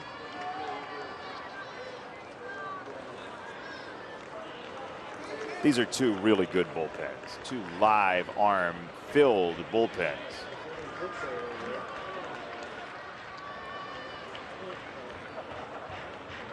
Cleveland's 19-5 when he pitches. Clase to Lamb. Base hit, tying run to the plate.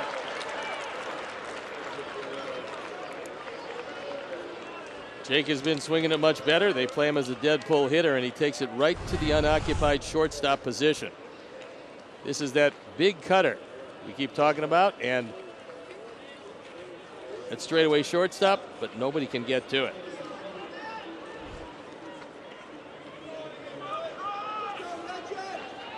For Chicago. So Leury Garcia's grabbed a bat. He's going to hit for Mendick. So Leury Garcia. Tony La Russa uses a bat from the left-hand side. 3 bats remain on the bench: Collins, Anderson, and Vaughn.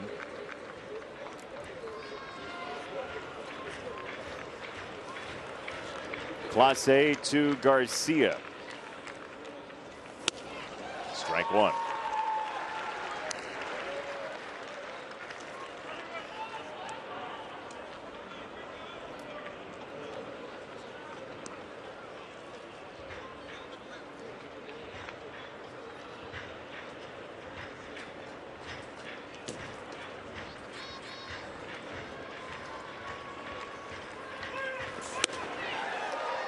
Oh, 2. Well, it's tough to be selective when a guy's throwing cutters at 100 miles an hour, but both of those pitches were inside off the plate. You just have to make up your mind very quickly.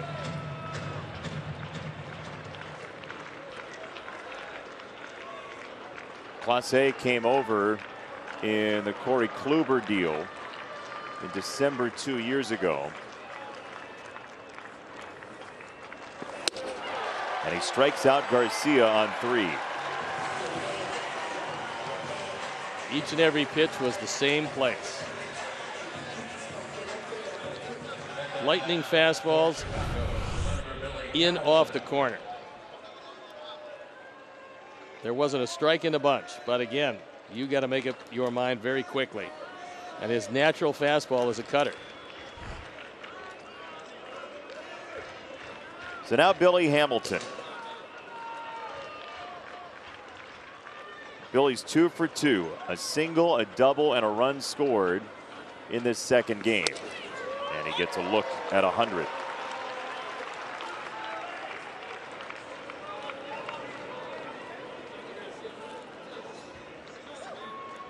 Nice conversation he's having with Hedges. Hope he's not asking him how anybody hits this guy. Barely anybody does.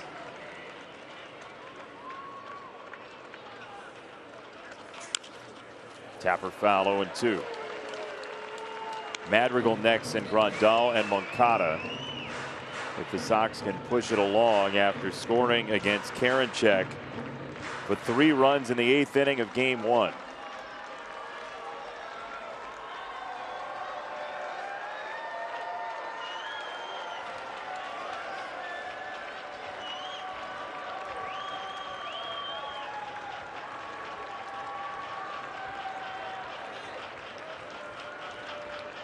Clase 0-2. Struck him out on a slider. What a weapon that is after cutters at 100. Yeah, 92 mile an hour slider on the outside part of the plate. This is going to get a few people.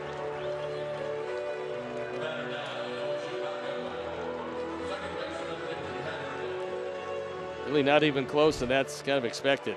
After he sets you up inside, then goes away with that one. So it's up to Nicky to try to keep it alive.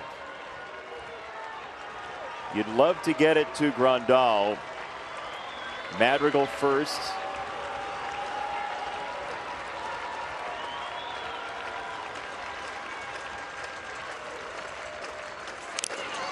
Foul off of Hedges. He's going to feel the effects of that one for a while. But right off his throwing hand. Look at it again. The hand is behind him, and somehow it catches it. I mean, it just was out around the shin guard, maybe an inch or so, and that's what he got hit with.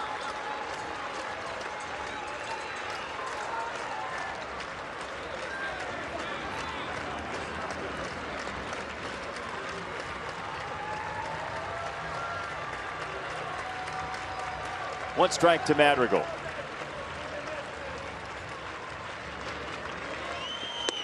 Slider 0-2.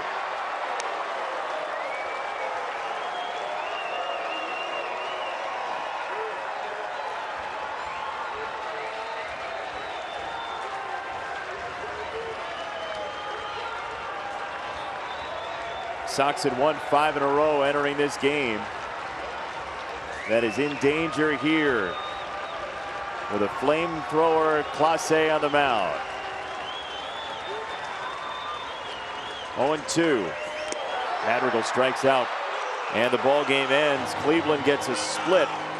Some early runs, 3-1 your final score, but the Sox will certainly take the split in first place by 3.5. Look, this is the second doubleheader in a 3-day span, and you figure if you can split with these guys in their ballpark, it's a job well done. Once you won the first game, you wanted the second. Realistically, a split is fine. Cleveland gains no ground, 2 clicks off the schedule, and we're right back at it tomorrow. So you can rest as much as you want. Thank you so much. Go get it. You too. We will say farewell for now. For our producer, Chris Withers, our director, Andrew Blaustein, our associate producer, Chris Kamka, and our entire wonderful crew. They worked so hard to put 2 games on in one day, and they've done it twice now in 3 days. So thank you to everybody back there in the control room. Joe Grube is our stage manager. He also worked hard. He's just not part of it. Steve Stone, Jason Benetti, farewell. Final score 3-1 for Cleveland as the Sox and the Indians split.